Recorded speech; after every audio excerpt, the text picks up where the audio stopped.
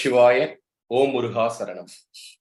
அன்பான சொந்தங்களே, நம் கொங்கு மண்ணின் தங்கங்களே, பல நாடுகளில் பல வேலை நிமித்தமாகவோ தொழில் நிமித்தமாகவோ எங்கு இருப்பினும் நம் சொந்தங்களை காண ஓடோடி வரும் நம் கொங்கு சொந்தங்கள் அனைவரையும் வருக வருக என்று வரவேற்பது உங்கள் வழக்கறிஞர் ராஜசேகரன், திருப்பூரிலிருந்து.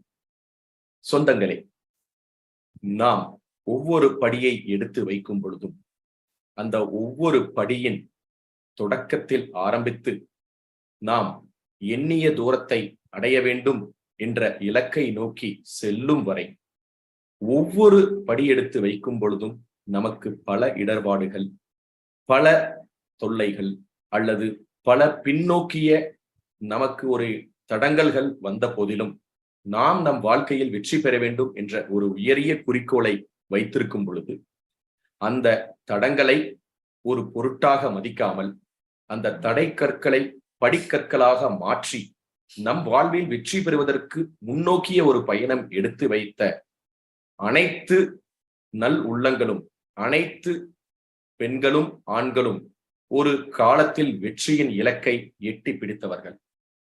ஆனால் அந்த ஒரு தடை கற்களை நாம் படிக்கற்களாக மாற்றாமல் அதை எண்ணியே வருத்தத்துடன் காலம் கழித்தவர்கள் இன்றும் தோல்வியாளர்களாக பலரால் பார்க்கப்படுகின்றனர்.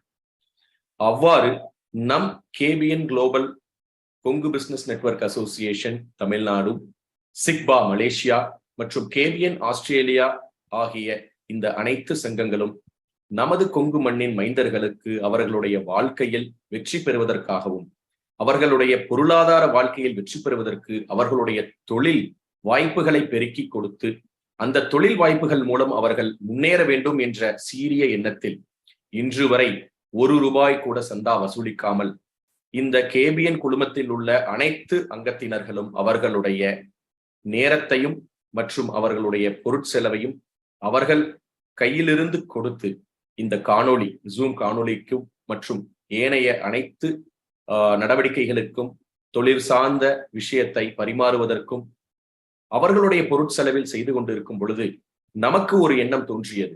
வெற்றியின் இலக்கை அடைவதற்கு பல தடை கற்கள் வந்தாலும் அந்த தடை கற்களை படிக்கற்களாக மாற்றி ஜெயிக்க வேண்டும் என்பதே. ஆம் சொந்தங்களே, அவ்வாறு இருக்கக்கூடிய இந்த காலகட்டத்தில் தான் நாம் இன்று 93வது காணொளியாக இந்த காணொளியை உங்களுடன் நாங்கள் பகிர்ந்து கொண்டு வந்திருக்கின்றோம்.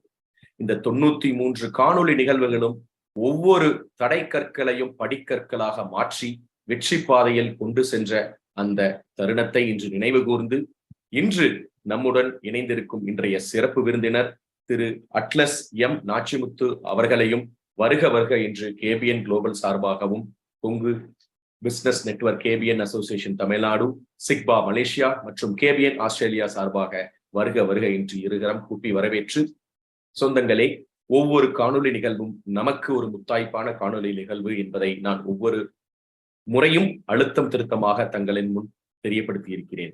ஏனென்றால் ஒவ்வொரு காணொலி நிகழ்வும் ஒவ்வொரு அத்தியாயத்தை எழுதி கொண்டிருப்பவை. பல நண்பர்கள், பல சொந்தங்கள், பல உயரிய குறிக்கோள்களை வைத்திருப்பார்கள். ஒவ்வொரு குறிக்கோளையும் அடைவதற்கு ஒவ்வொருவரை அவர்கள் தங்களுடைய வாழ்க்கையில் ஒரு ரோல் மாடல், அதாவது அவர்களுடைய வாழ்க்கையின் ஒரு ஹீரோவாக அவர்கள் கதாநாயகர்களாக பார்த்து அதன் மூலியமாக அந்த ரோல் மாடல் அவர்களின் செயல்பாடுகளை உன்னற்ற கவனித்து அதன் மூலம் வெற்றியை அடைவதையும் பார்த்திருக்கின்றோம்.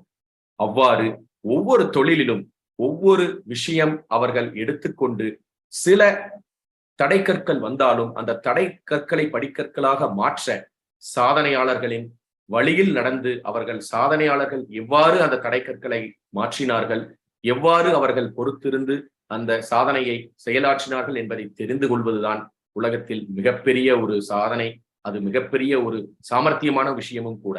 ஏனென்றால் அந்த விஷயங்கள் யாரும் இவ்வுலகில் அவ்வளவு சுலபமாக எடுத்து கூறிவிட மாட்டார்கள்.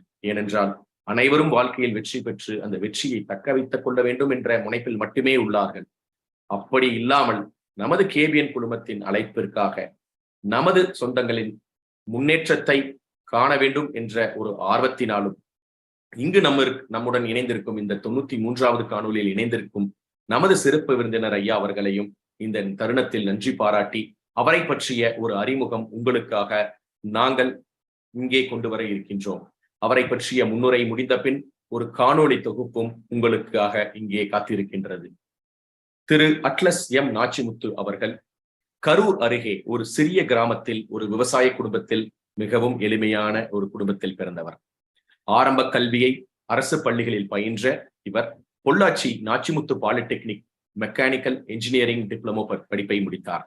1965 கரூரில் ஸ்டார் எலக்ட்ரானிக்ஸ் என்ற ஒரு எலக்ட்ரிக்கல் கடையை அவர் முதலாக தொடங்கினார்.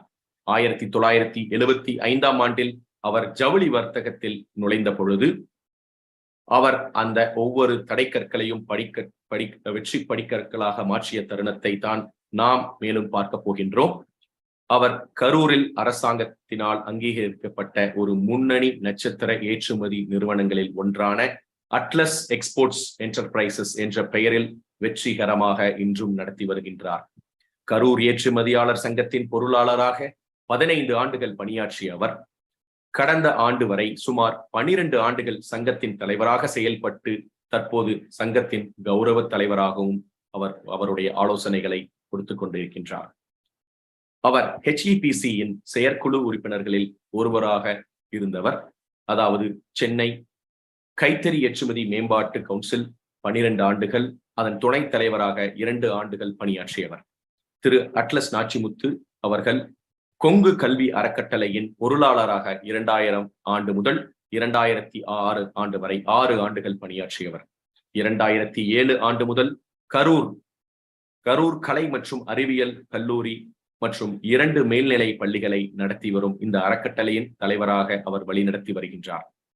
அவர் பல நன்கொடைகளை நமது கொங்கு பாரம்பரியத்திற்காகவும் கொங்கு சமுதாயத்திற்காகவும் கொங்கு கலை மற்றும் அறிவியல் கல்லூரி வளாகத்திற்காகவும் சுமார் 2000 பேர் தங்கக்கூடிய அட்லஸ் ஆடிட்டோரியத்தை நிறுவி அதன் மூலம் பல எண்ணற்ற மாணவர்களுக்கு அவர்களுடைய வாழ்க்கையில் ஒளி விளக்கேற்றியவர்.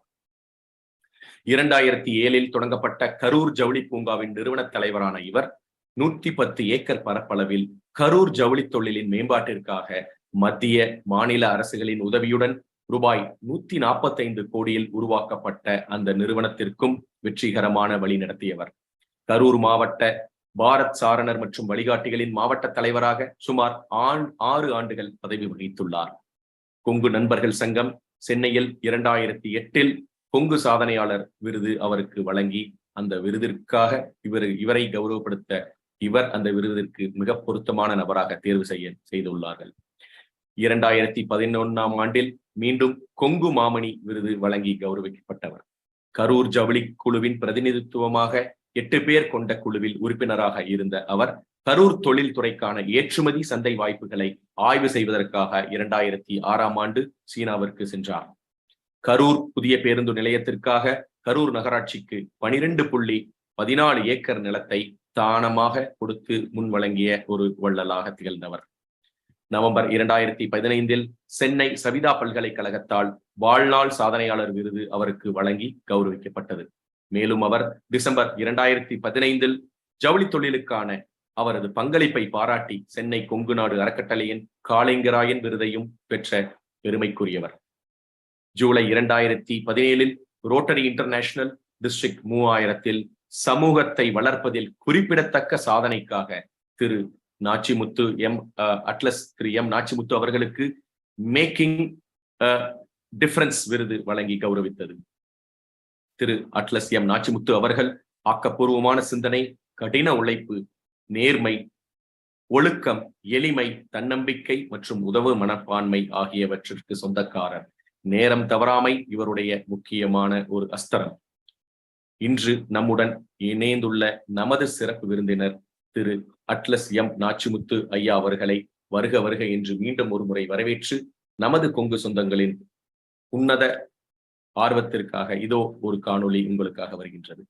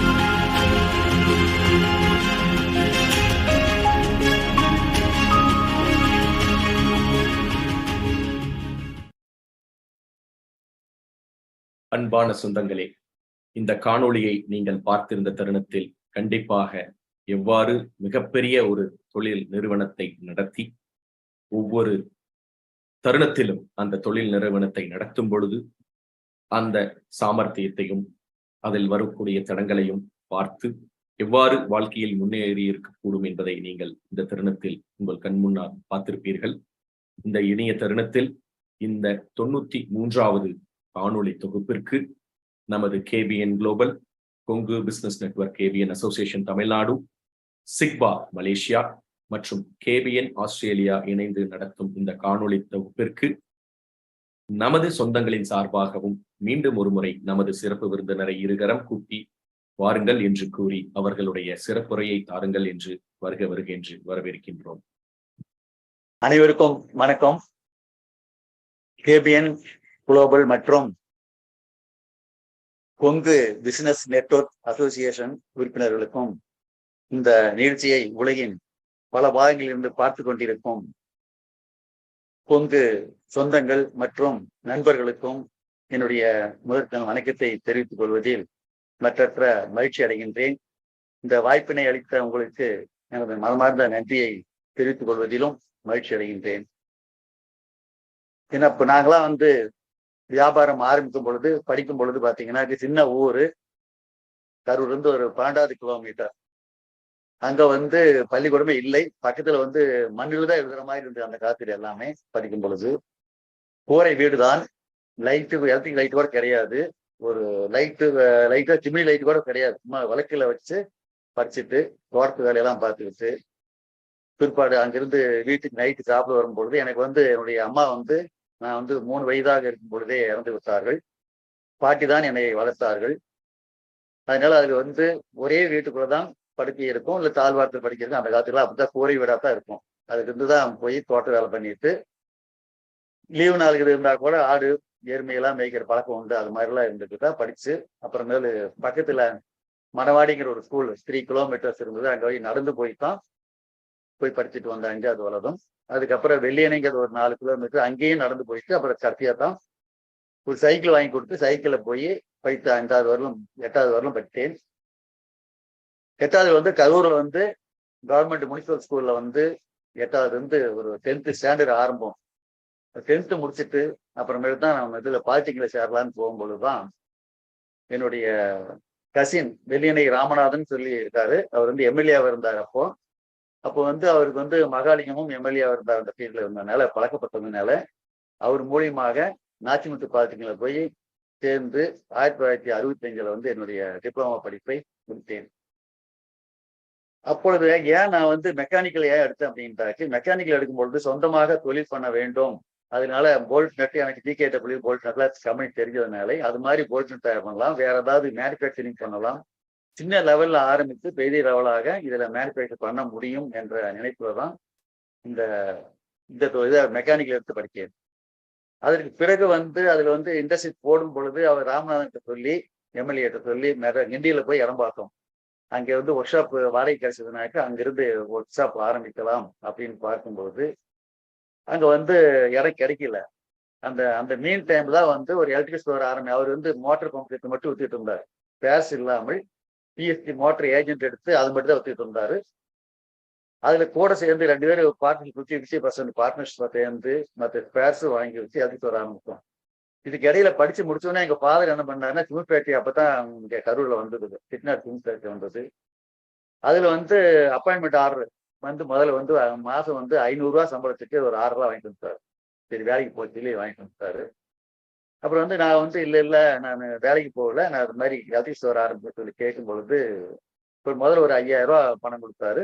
அதுக்கப்புறம் ஒரு 5000 பணம் கொடுத்தாரு. இந்த 10,000 ருபீஸ் வச்சுட்டு தான் இந்த எலக்ட்ரிக் ஸ்டோர் ஆரம்பிச்சோம்.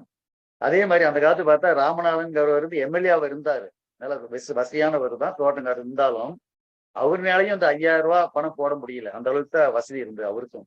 அந்த காலத்துல இந்த 5000 ரூபா 10,000 ரூபாய்க்கு பெரிய வசதியாக இருந்து இதை வைத்து தான் எலக்ட்ரிக்கல் ஸ்டோர் ஆரம்பிச்சு அதுல கோல்ட் நட்னா என்ன, இது அது பல்ப்னா என்ன, மில்க் ஒயிட்னா என்ன, சிலக்குனா என்னங்கிறது ஒவ்வொன்றா கற்று தான் அப்புறமேலே அது சொல்ல ஆரம்பிச்சு அப்புறம் கடைவீதியில ஒரு இடத்த வாடகை கொடுத்து ஆரம்பித்தோம். 10 இயர்ஸ் எலக்ட்ரிக் ஸ்டோரே பிசினஸ் பண்ணிட்டு 1975 வந்து எத்தனை வருஷம் இதுலயே இருக்கிறது. இதுல வந்து குறிப்பிட்ட மாதிரி 1 கோடி 2 கோடி தான் டர்ன் ஓவர் பண்ண முடியும். அதுக்கு மேல அதிகமாக பண்ணி மேல முன்னேற முடியாது என்ற எண்ணத்துல வந்து 1975 வந்து ஒரு டெக்ஸ்டைல் கரூர்ல டெக்ஸ்டைல் ஃபேமஸா இருந்ததுனால அதை ஆரம்பிக்கலாம் அப்படிங்கிற எண்ணம் வந்தது. அப்பெல்லாம் கரூர் பார்த்தா ஒரு 10 பேர் தான் எக்ஸ்போர்ட் ஆரம்பிச்சிருந்தாங்க. அது வந்து ஒரு 50 லட்சம் 10 லட்சம் 1 கோடி தான் டர்ன் ஓவர் பண்ணிட்டு இருந்தாங்க. அந்த லெவல் தான் அப்பெல்லாம் 75 இருந்தது. அப்புறம் வெறும் ஒரு பிசினஸ் தெரிஞ்ச ஒருத்தரை பார்ட்னரா சேர்த்தி, அப்புறம் நானும் ஒரு வெளியே ராமநாவுடைய பிரதர் விபீஷன் இருந்தாரு. அவங்க 2 பேர் தான் எலக்ட்ரிஷரை பார்த்துட்டு இருந்தோம். சரி, நீங்க வந்து டெக்ஸ்டைல் ஆரம்பிக்கிறதுக்கு நீங்க போயிடுங்க, நான் எலக்ட்ரிஷ் பார்த்துக்கிட்டோமா, அல்லது நான் டெக்ஸ்டைல்ஸுக்கு போயிடுறேன், நீங்க எலக்ட்ரிஷ் பார்த்தீங்கன்னா அவர் இல்லை என்னால முடியாது, நீங்க டெக்ஸ்டைல்ஸுக்கு போய் பார்த்துங்க அப்படின்னு சொல்லி அப்புறம் இன்னொருத்தர் வந்து எங்கிரி வேல்சாமின்னு கூட சேர்த்தி 3 பேர் சேர்ந்துதான் அட்லஸ் பேப்டிஸ்ங்கிற ஒரு கன்சர்ன் வந்து லோக்கலுக்கு சப்ளை பண்ணோம். அப்பயே வந்து பாம்பே, அகமதாபாத், காஷ்மீர் வரலும் போய் லோக்கல் பண்ணிட்டு வந்தோம். 78 எங்களுக்கு எதுக்காலேயே ஒருத்தர் வந்து எக்ஸ்போர்ட் யூனிட்ல ஒர்க் பண்ணிட்டு இருந்தாரு. அவர் வரதாக கேள்விப்பட்டு அவர் வந்தார் என் கடைக்கு. அவர் 78 வந்து என்னுடைய பிறந்தநாளையும் நாங்க ஒரு 5 பேரும் சேர்ந்து அட்லஸ் எக்ஸ்போர்ட் என்டர்பிரைசஸ் என்ற எக்ஸ்போர்ட் நிறுவனத்தை ஆரம்பித்து எக்ஸ்போர்ட் ஆரம்பித்தோம். அப்பெல்லாம் முதல் வருஷம் பார்த்தாக்க ஒரு 2 லட்சம் 3 லட்சம் 5 லட்சம் தான் எக்ஸ்போர்ட் பண்ண முடிந்தது. அடுத்த வருஷம் ஒரு 10 லட்சம் 5 லட்சம் பண்ணணும். பார்த்தாக்க 80 வரலாம் ஒரு 2 கோடி 3 கோடி 5 கோடி பண்ணி 2000 வந்து 1998 என்னுடைய சன்னு வந்து இதுல லண்டன்ல வந்து செந்தில் பிரசாத்ங்கிற பெயரு, யூகேல வந்து MBA முடிச்சுட்டு வந்து வந்தாப்பலாம். வந்த பிற்பாடு 99 வந்து எங்கூட ஜாயின் பண்ணாப்பலாம். 2000 வந்து ஒரு மனஸ்தாபம் வந்ததுனால அவங்க வந்து விலகி போற மாதிரி ஆயிடுச்சு பார்ட்னர்ஸ் எல்லாமே. அப்ப நானே வந்து take over properties buildings everything பணம் கொடுத்துட்டு நானே டேக் ஓவர் பண்ணிட்டு நானும் உங்களுடைய தன்னும் இந்த பிசினஸை நடத்தணும். அப்ப பண்ணும்போதெல்லாம் பார்த்தா முதல்ல 10 கோடியில இருந்து எல்லாத்தையும் பிரிச்சு கொடுத்த பிற்பாடு 1 கோடி 2 கோடி டர்ன் ஓவர் தான் பண்ற அளவுக்கு வந்தது. முதல்ல வெரி ஜாப் ஒர்க் கொடுத்தோம். ஏன் நம்மளே பண்ண முடியாது அப்படிங்கிறதுனால நாங்களே யான் வாங்கி நாங்களே டைப் பண்ணி எவ்ரிதிங் நானும் தன்னுமே கவனித்து ஆளை வச்சு பண்ணதுனாலதான் பிரைஸ் என்ன பிரைஸா இருந்தாலும் காம்படிட்டிவ் பிரைஸ் கொடுத்து அப்படியே படிப்படியா பண்ணி அதுக்கப்புறம் வந்து இப்போ எவ்வளவு டர்ன் ஓவர் ஆனாலும் இன்னொரு பண்ற அளவுக்கு கெப்பாசிட்டி கொண்டு வந்துட்டோம். அதுக்கப்புறம் தான் பாத்தீங்கன்னா 78 இருந்து ஆரம்பிச்சு 2000 செஞ்சு போனதுக்கு அப்புறமேலு இப்போ வந்து எல்லாம் மேஜர் பயிற்சிகள்லாம் பண்ணிட்டு இருக்கிறோம். இப்போ வந்து டைங் ஃபேக்டரி டர்ன் ஓவர் சேர்த்துனாக்க ஒரு 300 crores அளவுக்கு டர்ன் ஓவர் பண்ணிட்டு இருக்கிறோம். டைங் ஃபேக்டரியும் கரூர்லயே எங்களுக்கு தான் அதிகம் 7 லட்சம் கெப்பாசிட்டி உள்ள டைங் ஃபேக்டரி எங்களுக்கு தான் மிகப்பெரியது. அதே மாதிரிதான் அதுக்கப்புறம் பார்க்கும்போது 2005 வந்து சென்ட்ரல் கவர்மெண்ட்ல வந்து ஒரு பார்க் இப்ப எப்படி மெட்ரா பார்க் வந்திருக்குதோ 1000 லட்சத்துல வந்து ஏக்கர்ஸ் வந்திருக்கோ அது போல அப்போ வந்து நிலம் வாங்கி கொடுத்தோம்னாக்க இந்தியாவில் வந்து இன்டெகிரேட்டட் டெக்ஸ்டைல் பார்க்குங்கிறத வந்து சாங்ஷன் பண்ணாங்க 2005. அதுல நாங்களும் கேட்டு கரூருக்கு இதுல இருக்கு, பல்லடத்துல இருக்கு, மதுரையில் இருக்கு, இதெல்லாம் இருக்கு. கரூர் தமிழ்நாட்டுல 6 இடத்துல இருக்கு. நாங்களும் கேட்டு வாங்கினோம். வாங்கும் பொழுது நிலம் வாங்குறதுல இருந்து எல்லாரும் இருந்தாங்க. அப்ப சொல்லியாச்சு, நானே சொல்லிட்டேன். இது மாதிரி வந்து எல்லாம் சொன்னாங்க. சில பேர் 10 பேர் சேர்ந்து கமிட்டி போட்டு பார்க்கில் நிலம் வாங்கி எல்லாம் பண்ணலாம் சொன்னாங்க. 10 பேர் போட்டா சரியா வராது. எங்கிட்டும் அமராவதி டெக்ஸ்டைல்ஸ் சிவகன் எங்கிட்ட கொடுத்தீங்கன்னா 2 பேர் பண்றோம், இல்லைன்னா எல்லாரும் சேர்ந்து பண்ணிக்க 4 தலைவர்களையும் சொல்லும்போது இல்லை நீங்க தான் சொன்னதுனால டெக்ஸ்டைல் பார்க்கு ஓனா தானே தனிப்பட்ட முறையில எல்லா ஒர்க்கும் பண்ணி அதை வந்து 145 ரூபா கோடியில வந்து இந்தியாவிலேயே இந்த பெஸ்ட் பார்க் நேம் உள்ள அளவுக்கு அந்த பார்க்கை தயார் பண்ணி கொடுத்தோம். அதுல வந்து 35 யூனிட் இருக்கு. அதுலயே வந்து நம்ம சின்ன யூனிட்டா இருந்தா நமக்கு எக்ஸ்பான்ஷன் போக முடியாது. எப்பவுமே நினைக்கும் போதே பெருசா நினைப்பேன், சின்னதா வேண்டாம் பெருசா இருந்தா ஃபியூச்சர்ல ஆகும் அப்படிங்கிறதுனால 3 ஏக்கர்ஸ் பிளாட்ல 3 பிளாட் எடுத்தோம். 10 ஏக்கர்ஸ் ஆகுது. அது எடுத்ததுனால இப்ப எனக்கு வந்து ரொம்ப கம்ஃபர்ட்டா இருக்கு பிசினஸ் எக்ஸ்பாண்ட் ஆனதுனால பண்றதுக்கு. இங்க அதே மாதிரி இன்னொன்று சொல்ல போகும்போது பார்த்தா ரிஸ்க் எடுக்காமல் யாரா இருந்தாலும் மேல போக முடியாது. அதை எல்லாரும் புரிந்து கொள்ள வேண்டும். ரிஸ்க் மீன்ஸ் 10 to 15% தொழில் பாதிக்காத அளவுக்கு யாரா இருந்தாலும் ரிஸ்க் எடுக்கணும். அதே மாதிரி பேங்க் லோனு எந்தெந்த பாசிபிலிட்டி இருந்ததுனாச்சு பேங்க் லோனு வாங்கினா தான் முன்னேற முடியும். இது எல்லா பிசினஸ் பீப்புளும் தெரிஞ்சிருக்கும். சில பேர் பார்த்தாக்க நான் லோனே வாங்குறது இல்லை, கையெழுத்தே போடுவது கிடையாது, ப்ராப்பர்ட்டியை கொடுத்ததே கிடையாது என்று நிறைய பேர் இருக்காங்க. அது மாதிரி இருந்தாக்க நெக்ஸ்ட் லெவலுக்கு அடுத்த லெவலுக்கு பிசினஸ்ல மேல போக முடியாது. அதனால அப்பவே நாங்க 10,000 rupees கடையை ஆரம்பிக்கும் பொழுதே அப்பவே கடன் வந்து வாங்கி 10,000 ஒன்றும் பண்ண முடியாது. அப்பவே கடன் வாங்கித்தான் போட்டுதான் அப்புறமேல அதை இது பண்ணணும். இப்ப அதையும் இன்னொன்று சொல்ல மறந்துட்டேன். அதே மாதிரி ரிசல்ட்ஸ் ஆரம்பிக்கும் பொழுது நாங்க போடும்போது ஒரு 1,50,000 தான் போட்டு ஆரம்பிச்சோம். அட்லஸ் வேப்பக்கு நிறுவனம் வந்து 1 lakh போட்டு தான் 75ல ஆரம்பிச்சோம். அது 1,50,000 போட்டு பிசினஸ் ஆரம்பிச்சுட்டு அந்த வருடத்திலேயே பார்த்தா இப்ப இருக்கிற இடம், இப்ப காட்டின இடத்த வந்து பாத்தீங்கன்னாங்க, ஒரு 2,50,000 ரூபாய்க்கு வந்து லோன் வாங்கி இந்த இடத்த மெயின் இடம் கிடைக்காது அப்படிங்கிறதுனால அந்த வருஷத்துலயே 2,00,000 ரூபாய்க்கு இந்த இடத்த வாங்கினேன். டவுன் சென்ட்ரல் பிளேஸ்ல கேபிட்டல் வந்து 1,50,000, இடம் வாங்கினது 2,00,000. அப்படி யோசனை பாருங்க. அப்ப இருந்தே லோன் வாங்கியதான் இந்த அளவுக்கு முன்னேறிக்கணும் ஒழிய லோன் வாங்காமல் முன்னேற முடியாது. உங்களுக்கு நம்பிக்கை வேணும். ஒவ்வொருத்தரும் ஜெயிக்க முடியும், நாலேஜ் வேணும், ஹார்ட் ஒர்க் வேணும், என்னால முடியும் என்ற எண்ணம் வேணும், நண்பர்கள் வேண்டும். இதெல்லாம் இருந்து அப்படின்னாக்கு சாதிக்க முடியும். ஒவ்வொருத்தருமே நண்பர்களை பயன்படுத்திக் கொள்ள வேண்டும், ரிஸ்க் எடுக்க பழகிக்கொள்ள வேண்டும், என்னால முடியும் என்ற எண்ணம் வேண்டும், நேரத்தை வீணாக்காமல் இருக்க வேண்டும். நிறைய பேர் நேரத்தை இது பிற்பாடு சம்பாதிச்ச பிற்பாடு ஒரு லெவலுக்கு வந்த பிற்பாடு என்ஜாய் பண்றதோ பொழுதுபோக்கோ நேரத்தை எப்படி பண்ணாலும் தெரியாது. ஆள் வந்துடுவாங்க, மேனேஜ்மெண்ட்டுக்கு ஒரு டீம் இருக்கும், இளம் தேவில் டேக் கேர்.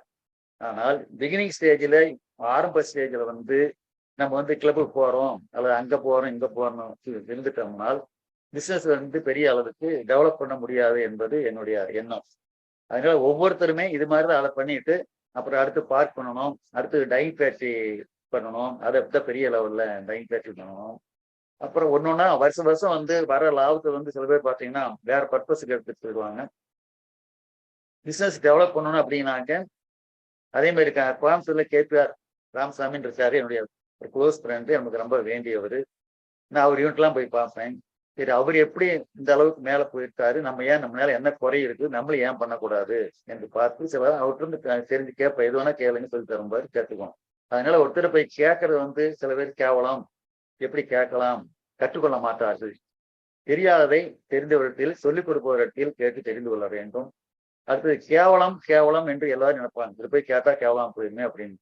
வாழ்க்கையில முன்னேறி பூராமே அவமானம், கேவலம், திட்டுக்குது எல்லாம் பட்டுத்தான் முன்னேற முடியும். பிகினிங் ஸ்டேஜ்ல எந்த ஸ்டேஜா இருந்தாலும் நம்ம வந்து அதுக்கெல்லாம் பழக்கத்துக்கு போய் வேண்டும், டென்ஷன் ஆகக்கூடாது.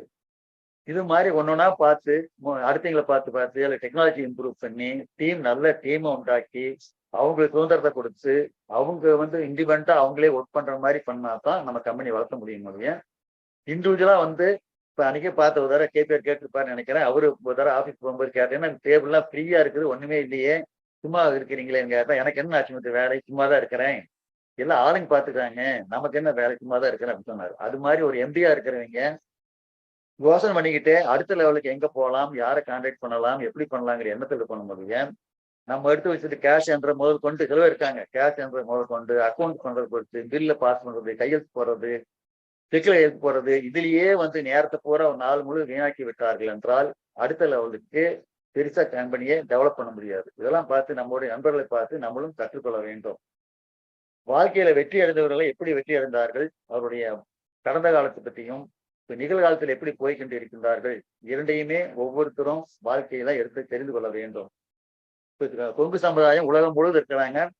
அதுல எத்தனை பேர் அவங்களை உபயோகப்படுத்தி நம்ம வாழ்க்கை தேவையானவற்றை தேடிக்கொண்டிருக்கிறார்கள் தெரியவில்லை. இப்போ மிஸ்டர் பழனியப்பன் அவர்களா இருக்கிறார் அப்படின்னாக்கு இப்பதான் எனக்கு தெரிய வந்தது. இது ஒரு நல்ல சர்வீஸ் பண்ணி கொண்டிருக்கின்றார்கள். உலகத்தில் உள்ள தமிழ் மக்களுக்காகவும் கொங்கு சமுதாயத்துக்காகவும் நிறைய பண்ணி கொண்டிருக்கிறார்கள். அதை எல்லோருமே உபயோகப்படுத்திக் கொள்ள வேண்டும்.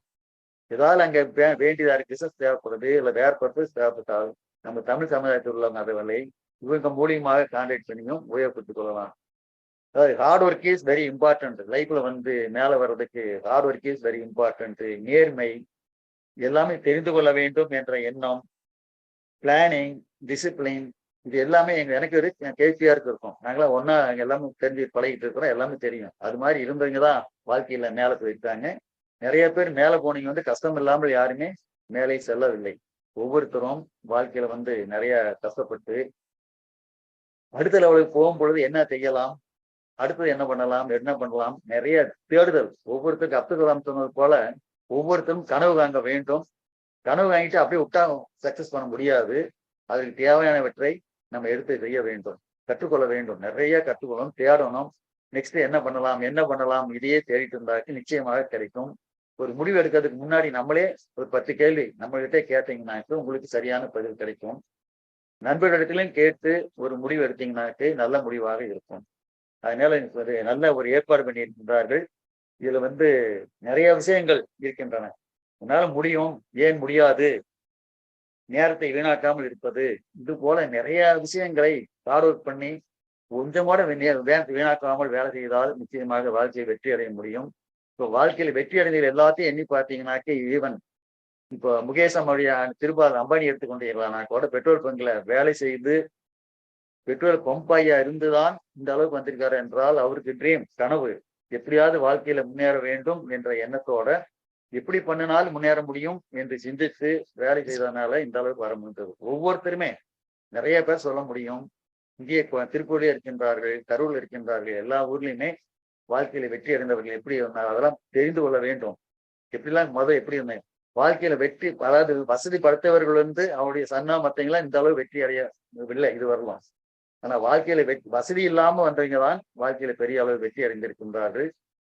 அதனால கொங்கு சமுதாயத்துக்கு நான் சொல்வதெல்லாம் கடினமாக உழையுங்கள், நிறைய தெரிந்து கொள்ளுங்கள், நிறைய நண்பர்களை உருவாக்கி கொள்ளுங்கள், நண்பர்களுக்கு தெரிந்து கொள்ளுங்கள், நல்ல டீமை உருவாக்குங்கள். உங்க ஆபீஸில் இருக்கும் பொழுது நல்ல நம்மளை விட நம்ம டீம் உண்டாக்கினீங்கன்னாக்கி நிறைய விஷயம் தெரிஞ்சிருப்பார்கள். நமக்கே எல்லாம் நம்மளே பார்க்கணும் என்று நினைக்காமல் நல்ல எக்ஸிக்யூட்டிவ்ஸை போட்டு அவங்க மூலியமாக நிறைய நீங்கள் கற்றுக்கொள்ளலாம், அவங்களும் உங்களுக்கு நன்றாக வேலை செய்வார்கள்.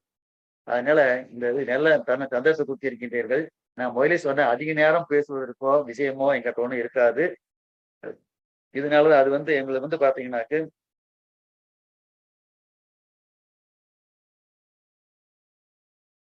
அது சொல்லுவது எல்லாமே கடினமாக உழைக்கிறது தான். அடிக்கடி சொல்லுவது எல்லாமே டிசிப்ளின், சம்பாதிக்கிறதுல ஒரு பகுதியாவது தர்மம் பண்ணுவது, மற்றவங்க சந்தோஷத்தை பார்த்து நம்ம சந்தோஷப்படுவது, இது மாதிரி எண்ணத்தை வளர்த்துக் கொள்ளுங்கள். இந்த சமுதாயத்துக்கு என்ன முடிந்ததோ அதை செய்து கொடுங்கள். வேற என்ன சொல்றதுன்னு தெரியவில்லை எனக்கு. அதனால மிகவும் ரத்தின சுருக்கமாக உங்களுடைய உரையை முடித்து இருக்கிறீர்கள். பட் இருந்தாலும் எங்களுடைய சொந்தங்களுக்கு நிறைய கேள்விகள் நீங்க ஆரம்பித்து உங்களுடைய வாழ்க்கை பயணத்தை சொல்லும் பொழுதே நிறைய கேள்விகள் வந்து விட்டன. அதுல முக்கியமா நிறைய பேர் கேட்கக்கூடிய ஒரு கேள்வி அந்த ஒழுக்கம், அந்த டிசிப்ளின் அப்படிங்கறத பத்தி கேட்கிறாங்க. இன்னைக்கு இருக்கக்கூடிய இளைய சமுதாயத்தினரிடம் அந்த ஒழுக்கத்திற்கு உங்களுடைய அறிவுரைகள் என்ன அப்படிங்கறத கொஞ்சம் விளக்கமா சொன்னா அதுல இருந்து நிறைய கேள்விகள் தொடர்ச்சியாக இருக்கின்றது. அதாவது ஒழுக்கம் அப்படிங்கும் போது சின்ன வயசுல இருந்தே நம்ம பேரண்ட்ஸ் எப்படி நம்முடைய குழந்தைகளை வளர்க்க வேண்டும், எப்படி டிசிப்ளினா இருக்க வேண்டும் என்று வளர்க்க வேண்டும், சொல்லிக் கொடுக்க வேண்டும். அதற்கு முன்னுதாரணமாக ஃபாதர் மதரே இருக்க வேண்டும். அவங்க டிசிப்ளினா இல்லாமல் உங்களுடைய குழந்தைகளையோ பையனையோ இப்படித்தான் இருக்கணும் இப்படித்தான் இருக்கணும் அவங்க சொன்ன வச்சே கேட்க மாட்டார்கள். என்னை எடுத்துக்கிட்டீங்கன்னாங்க, எங்க எப்படி போயிட்டு வந்தாலும் நைட்டு வெளியே போயிட்டு 11 மணிக்கு 12 மணிக்கு வந்தாலும் காலையில 6:30 அலாரம் வச்சு 6:30க்கு வந்துருக்கிறேன். 6:30க்கு 7 o'clock ரெடி ஆகி போயிட்டாக்கு வாக்கிங், வீட்டுக்குள்ளேயே வாக்கிங் போய்விட்டு முதல்ல வெளியில் போயிட்டு கொரோனா பீரியடுக்கு அப்புறம் வீட்டுக்குள்ளேயே போயிட்டு 7:30 மணிக்கு முடிச்சாக்க ஒரு மறுபடியும் 1/2 hour யோகா செய்து விட்டு மறுபடியும் ஒரு 1/2 hour பேப்பர் மத்தெல்லாம் பார்த்துட்டு கொஞ்சம் ஒரு 1/2 மணி நேரம் ரிலாக்ஸ் பண்றதுக்காக ஃப்ரெண்டு பக்கத்து வீட்டுக்கு போய் வந்துட்டு கரெக்டாக 10 o'clock பொறுத்து ஆஃபீஸ் போனோம்னாக்கு எல்லா வேலையும் பார்த்துட்டு 1:30 வருவோம். 2:30 வரலும் சாப்பிடணும் தூங்கக்கூடாதுங்க இருந்துட்டு 3 o'clock கொஞ்சம் இப்போ ஒரு 1/2 மணி நேரம் ரெஸ்ட் எடுத்துட்டு மறுபடியும் 3:45 போனோம்னாக்கு நைட்டு ஈவன் 8 மணி கூட ஆகிடும் நான் வர்றதுக்கு. அது வரலாம் ஏதாவது வேலை பண்ணி தேடிக்கொண்டே இருந்தா தேடிட்டே இருந்தோம்னா கிடைக்கும். இது மாதிரி சாப்பாட்டு விஷயமா இருந்தாலும் நாங்கள் எங்களை ஏஜ் ஆனதுன்னா அதிகம் சாப்பிடுவதில்லை. எந்த வயசா இருந்தாலும் சாப்பிடுவது டைமுக்கு சாப்பிடுறது, எக்ஸசைஸ் பண்றது, சொன்ன இடத்துக்கு டைமுக்கு போறது. எதா இருந்தாலும் இப்போ ஒரு கல்யாண மேரேஜ் இருக்குது, வேற எந்த ஃபங்க்ஷனா இருந்தாலும் ஒரு இடத்துக்கு 10 மணிக்கு போறோம் அப்படின்னாக்க நம்ம ஒரு 9:45 போயிட்டு கூட வெயிட் பண்ணி கூட 10 மணிக்கு அந்த இடத்துக்கு போகலாம். ஏர்லியரா போனாலும் அவங்களுக்கு இடைஞ்சல், லேட்டா போனாலும் இடைஞ்சல். அதெல்லாம் இது மாதிரியும் நிறைய அடுத்து நமக்கு எப்படி வர்றாங்களோ அதே மாதிரிதான் ஒரு அப்பாயின்மெண்ட் வாங்கிட்டோ இன்ஃபார்ம் பண்ணிட்டோ போனாக்கு யாருடைய டைம் வேஸ்ட் ஆகாது. அதனால இந்த பழக்கம், பணம் வாங்கினா டைம் கேட்டா கொடுக்குற மாதிரி ரிஸ்க் எடுத்து தான் பணம் வாங்கணும். அது சொன்ன டைம்ல கொடுக்குற மாதிரி இருக்கணும். இதுல டிசிப்ளின்ங்கிறதுல பிளானிங் அப்படிங்கிறதுல இது ரெண்டுமே வாழ்க்கையில சின்ன வயசுல இருந்து அமைஞ்சு போயிட்டுனாக்கு வெற்றி என்பது ரொம்ப ரொம்ப ஈஸி. இதை யாரும் கடைப்பிடிப்பதில்லை. வாங்கிட்டு கொடுத்தா போதும் அதை செய்வதில்லை. எந்திரிக்கிறதுனா நம்ம என்ஜாய் பண்ணணும், என்ஜாய் பண்ணிட்டு ரொம்ப நேரம் தூங்கிக்கிட்டு உடனே எது சரியா நேரத்துக்கு சாப்பிடுவதில்லை. எக்ஸசைஸ் பண்ணுவதில்லை. என்ஜாய்மெண்ட் எப்படி இருக்கும்? நீங்க வசதி இல்லாமல் என்ஜாய்மெண்ட் பண்ண முடியாது. உடம்பு கெட்டு போயிடும். அதை நினைச்சு பார்த்தீங்கன்னாக்க நிச்சயமாக வாழ்க்கையில முன்னேற முடியும். ஹார்ட் ஒர்க் பண்ணணும். நிறைய கற்றுக்கொள்ள வேண்டும் என்ற எண்ணம் வேண்டும். சின்ன வயசுல இருந்தே நமக்கு தெரியாது எது இருக்கக்கூடாது என்ற எண்ணம் இருந்தால் நிச்சயமாக கற்றுக்கொள்ள முடியும். இதெல்லாம் எதை எடுத்தாலும் நமக்கு தேவையில்லை நினைக்காமல் ஒரு ஃபாரின் போனா டெக்ஸ்டைல் பார்க் கொண்டு பண்ணியிருக்காங்க. 100 ஃபீட் ரோட் போட்டு பண்ணியிருக்கிறேன். நிறைய ஃபாரின் கண்ட்ரி விசிட் பண்ணதுனால அங்கெல்லாம் எப்படி இருக்குது, லேண்ட்ஸ்கேப் எப்படி இருக்குது, பில்டிங்ஸ் எப்படி இருக்குது அப்படின்னு பார்த்ததுனால அதை காப்பி எடுத்து நம்மளும் பண்றோம். ஏன்னா மறந்துட்டு நமக்கு எதுவுமே தேவையில்லை, இதெல்லாம் தேவையில்லை. நிறைய பேர் பார்த்தீங்கன்னா இதுவும் தேவையில்லை, எனக்கு இப்போ தேவை கிடையாது, இது தேவையில்லைம்பாங்க. எதா இருந்தாலும் இப்போ லா பாயிண்டா இருந்தா பேசிக் தெரிஞ்சிருக்கணும், பில்டிங்கா இருந்தா பேசிக் தெரிஞ்சிருக்கணும், ஆடிட் இன்கம் டேக்ஸ் தான் தெரிஞ்சிருக்கணும். எனிதிங் நமக்கு அட்லீஸ்ட் எல்லாத்துக்குமே ஆடிட் வக்கீல்கிட்ட போகாமல் நமக்கே தெரிந்திருக்க வேண்டும். அந்த அளவுக்கு நானும் அது மாதிரி தான் கற்றுக்கொண்டு இருக்கிறேன். நிறைய விஷயங்கள் தெரியும். இதனால எங்க சொல்றதுக்கு எல்லாமே நீங்க டிசிப்ளினா இருங்க, பிளானிங்கா இருங்க, ஹார்ட் ஒர்க் பண்ணுங்க. நிறைய பேருக்கு கேவலத்தை பத்தி நினைக்காதீங்க, கேட்டு தெரிந்து கொள்ளுங்கள். நிச்சயமாக உங்களால அடுத்த லெவலுக்கு போக முடியும். பெரிய லெவலுக்கு அடுத்த லெவலுக்கு போக முடியும். ஒரு லெவல் போயிட்டீங்கன்னாக்க ஆட்டோமேட்டிக்கா பெரிய லெவலுக்கு போக முடியும். நீங்க உங்களுடைய உரையில பெரிதினும் பெரிது கேள், அதுதான் என்னுடைய ஒரு கோட்பாடு. எதா இருந்தாலும் பெரிய லெவல்ல நம்ம ஒரு முயற்சி எடுக்கணும், ஒரு பெரிய டார்கெட் வைக்கணும். அந்த டார்கெட் நம்ம கால்குலேட் பண்ணி நம்மளால தாங்கக்கூடிய சக்தி இருக்குதா அப்படின்னு தெரிஞ்சு நம்ம ஒரு டார்கெட் வைக்கணும் அப்படின்னு சொல்லியிருக்கீங்க. சோ மகாகவி பாரதியார் சொன்னக்கூடிய அந்த ஒரு வரி பெரிதினும் பெரிது கேள் அப்படிங்கிறத எப்படி நம்மளுடைய ரிஸ்கையும் ஒர்க்கையும் எப்படி கால்குலேட் பண்றது, எந்த அளவுக்கு நம்ம ரிஸ்க் எடுக்கலாம் அப்படிங்கிற அந்த கால்குலேஷன் நீங்க உங்களுடைய அனுபவத்தின் வாயிலாக எப்படி தெரிஞ்சுக்கிட்டீங்க, அதை பத்தி கொஞ்சம் ஷேர் பண்ணுங்க. அதாவது நமக்கு ரிஸ்கேங்கிறது நம்ம வியாபாரம் பண்ணிட்டு இருக்கிறோம், நமக்கு ஒரு இன்கம் வந்துட்டு இருக்கு. அது அந்த இன்கம் பிசினஸ் பாதிக்காத அளவுக்கு நமக்கு ரிஸ்க் எடுக்கணும். அது திங்க் பிக் அப்படிங்கிறது என்ன சொல்லணும், ஒரு நிலம் வாங்குற ஒரு பில்டிங் கட்டுறதுக்கு அப்படின்னா சில பேர் என்ன சொல்லுவாங்கன்னா எனக்கு 1 ஏக்கரா போதும், ஒரு 10,000 அடி போதும், 5,000 அடி போதும்னு சொல்லுவாங்க. பின்னாடி அந்த இடம் பத்தாது. இப்ப நானே பாத்தீங்கன்னாங்க முதல்ல ஆரம்பிக்கும் பொழுது 1 லட்சம் தான் போட்டு ஆரம்பிச்சேன், 1 லட்சம் தான் போட்டு ஆரம்பிச்சேன். அப்போ நான் ஒரு டவுனுக்குள்ள வேற இடத்துல போய் ஒரு 5,000 அடி 10,000 அடி இடம் வாங்கியிருந்தேன் என்றால் அதுல சின்ன பில்டிங் கட்டினா அந்த இடத்துலயே என்னுடைய வாழ்நாள் முழுவதும் போயிருக்கு. இப்ப இந்த டெவலப்மெண்ட் வந்திருக்காது. நான் அப்போ வாங்கும் பொழுதே என்னால மேனேஜ் பண்ண முடியும் அப்படிங்கிற நம்பிக்கையை வைத்து இந்த இடத்த இப்ப இருக்கிற இடத்த கிட்டத்தட்ட 2.5 ஏக்கர் டவுனுக்குள்ள வச்சு அது அப்பவே வாங்கினதுனாலதான் இன்னைக்கு பிசினஸ் பையர்ஸ் வரும்பொழுதோ பில்டிங் பார்க்கும் பொழுதோ ஒரு பெரிய அளவுக்கு அடுத்த லெவலுக்கு போக முடிஞ்சது. பார்க்ல அதே மாதிரி தான் சில பேர் பார்த்தா 1 ஏக்கர் எனக்கு பார்க் போதும், வேண்டாம்னு சொன்னீங்களா, வசதியானே இருந்தாங்க. ஆனா நான் என்ன ஆகுதுன்னா ஃபியூச்சர் எப்படி வரும், ஒவ்வொரு இதையும் பாத்தீங்கன்னாங்க இன்னைக்கு இருக்கிறது ஒரு 5 இயர்ஸ் பாத்தீங்கன்னா டபுள் ஆயிருது, ட்ரிபிள் ஆயிருது. லேண்ட் குறிப்பிட்ட இடம் கிடைக்க மாட்டேங்குது. அதனாலதான் பில்டிங் காஸ்ட் கூட்டிட்டு போகுது. அதனால சில பேர் பணம் இருந்தும் அதை பண்ண மாட்டேங்கிறாங்க. அதான் நான் சொல்றது. திங்க் பிக் அப்படின்னாக்க அவங்க கெப்பாசிட்டி தகுந்த மாதிரி நினைக்கணும் மொழிய. பணம் எவ்வளவு இருக்குது, அதுல ஒரு போர்ஷன் போட்டு பெருசா பண்ண முடியுமாங்கிறத கேள்வி. திங்க் பிக்ங்கிறதுல நீங்க அதுக்காக போராட்டி ரிஸ்க் எடுத்தீங்கன்னாக்க நாளைக்கு வீட்டு ஒன்றும் இல்லாம போயிருக்கு.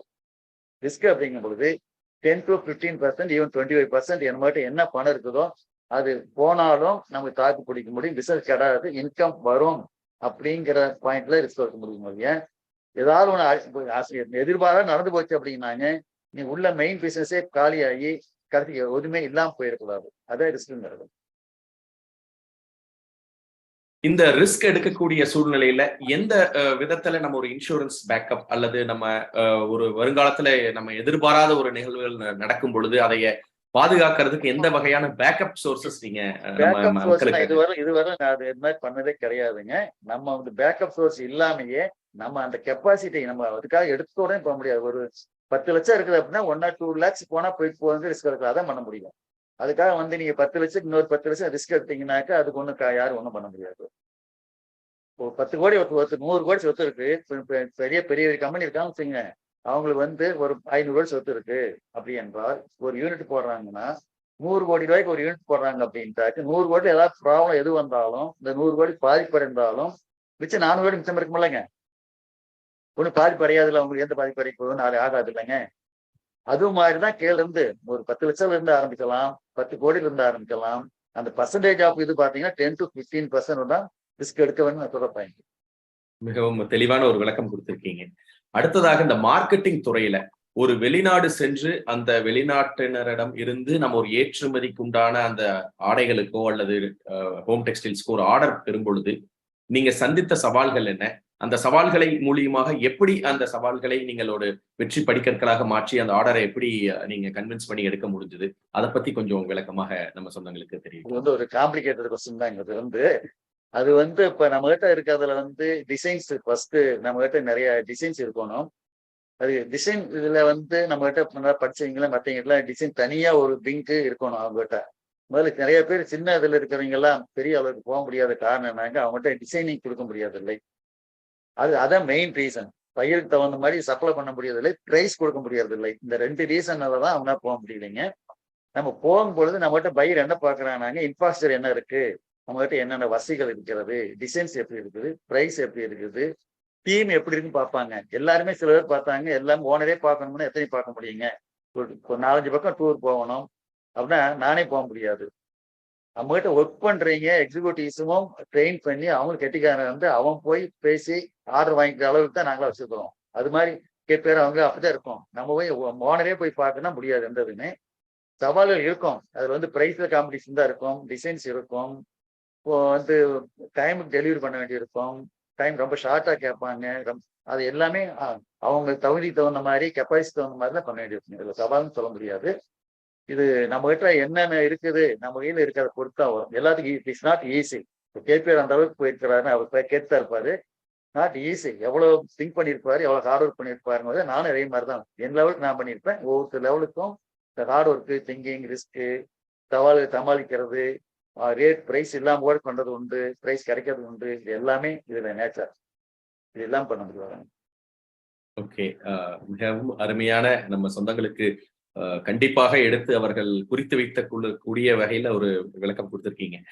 அடுத்த முக்கியமான ஒரு விஷயம், இன்றைய இளைய சமுதாயத்தினர், அதாவது இந்த ஃபர்ஸ்ட் ஜெனரேஷன் ஆண்டர்பிரினர்ஸ் அப்படின்னு சொல்லக்கூடிய முதல் நிலை தொழில ஆரம்பிக்கக்கூடியவர்களுக்கு நீங்க சொன்னக்கூடிய அந்த டிசிப்ளின், ஹானஸ்டி மற்றும் அவருடைய தொழில போடக்கூடிய ஹார்ட் ஒர்க் எல்லாமே தாண்டி அவர்கள் இன்றைய காலகட்டத்தில் வந்து அந்த உடல் உழைப்பு அப்படிங்கிறத வந்து போடுவதற்கு ஒரு கம்மியான குறைவான பர்சன்டேஜ் தான் அவர்கள் கொடுக்கறதுக்கு தயாரா இருக்காங்க. மீதி நிறைய பர்சன்டேஜ் வந்து அவங்க மென்டல் ஒர்க், அதாவது ஒரு சிஸ்டம் ஓரியன்டட் ஒர்க்ல இதுலதான் அவங்க வந்து செலுத்துவதற்கு மிகவும் முனைப்பாக இருக்கிறார்கள். அந்த மாதிரி இருக்கக்கூடிய அந்த ஃபர்ஸ்ட் ஜெனரேஷன் ஆண்டர்பிரினர்ஸ் வாழ்க்கையில இன்றைய போட்டி சூழல்களை சமாளித்து வெற்றி பெறுவதற்கு அந்த இளைய சமுதாயத்தினருக்கு நீங்கள் கூறக்கூடிய ஒரு அறிவுரைகள் என்ன அப்படின்னு கேட்கிறேன். இப்ப இளைய புதுசா வந்து தொழில் தொடங்கணும் அப்படின்னு நினைச்சாங்க அப்படின்னாங்க, அவங்க வந்து ஒரு கம்பெனியில போய் கொஞ்ச நாளைக்கு ஒர்க் பண்ணி அவங்க எப்படி பண்ணிட்டு இருக்காங்க என்னென்னங்கிறதெல்லாம் கற்றுக்கொள்ள வேண்டும். அடுத்தது வந்து அவங்களுக்கு எல்லாமே தெரிஞ்சிருந்துதான் இன்னொருத்தட்ட வேலை வாங்கணும். நம்ம எந்த எம்டியா இருந்தாங்க யாரு இருந்தாலும் நமக்கு நாலேஜே இல்லாமல் அவங்க எக்ஸிக்யூட்டிவ்ஸ் யாரோ ஒருத்தர் தெரிஞ்ச இருக்கிறதுக்கு வேற எல்லா பேரும் தெரியும் ஆளை போட்டுட்டு அவர் சொல்றதையெல்லாம் கேட்டிருந்தாக்க ஃபெயிலியர் ஆகி போயிடும். நிறைய பேர் கம்பெனி ஃபெயிலியர் ஆகிருக்குது. ஏன்னா அவர் கெட்டிக்காரன் எல்லாம் பண்ணுவானா, அவர் சொல்றா ஏதோ ஒன்று ராங்கா ஐடியா கொடுத்துட்டாங்கனாக்க ரிஸ்க் ஆகி போயிடும்.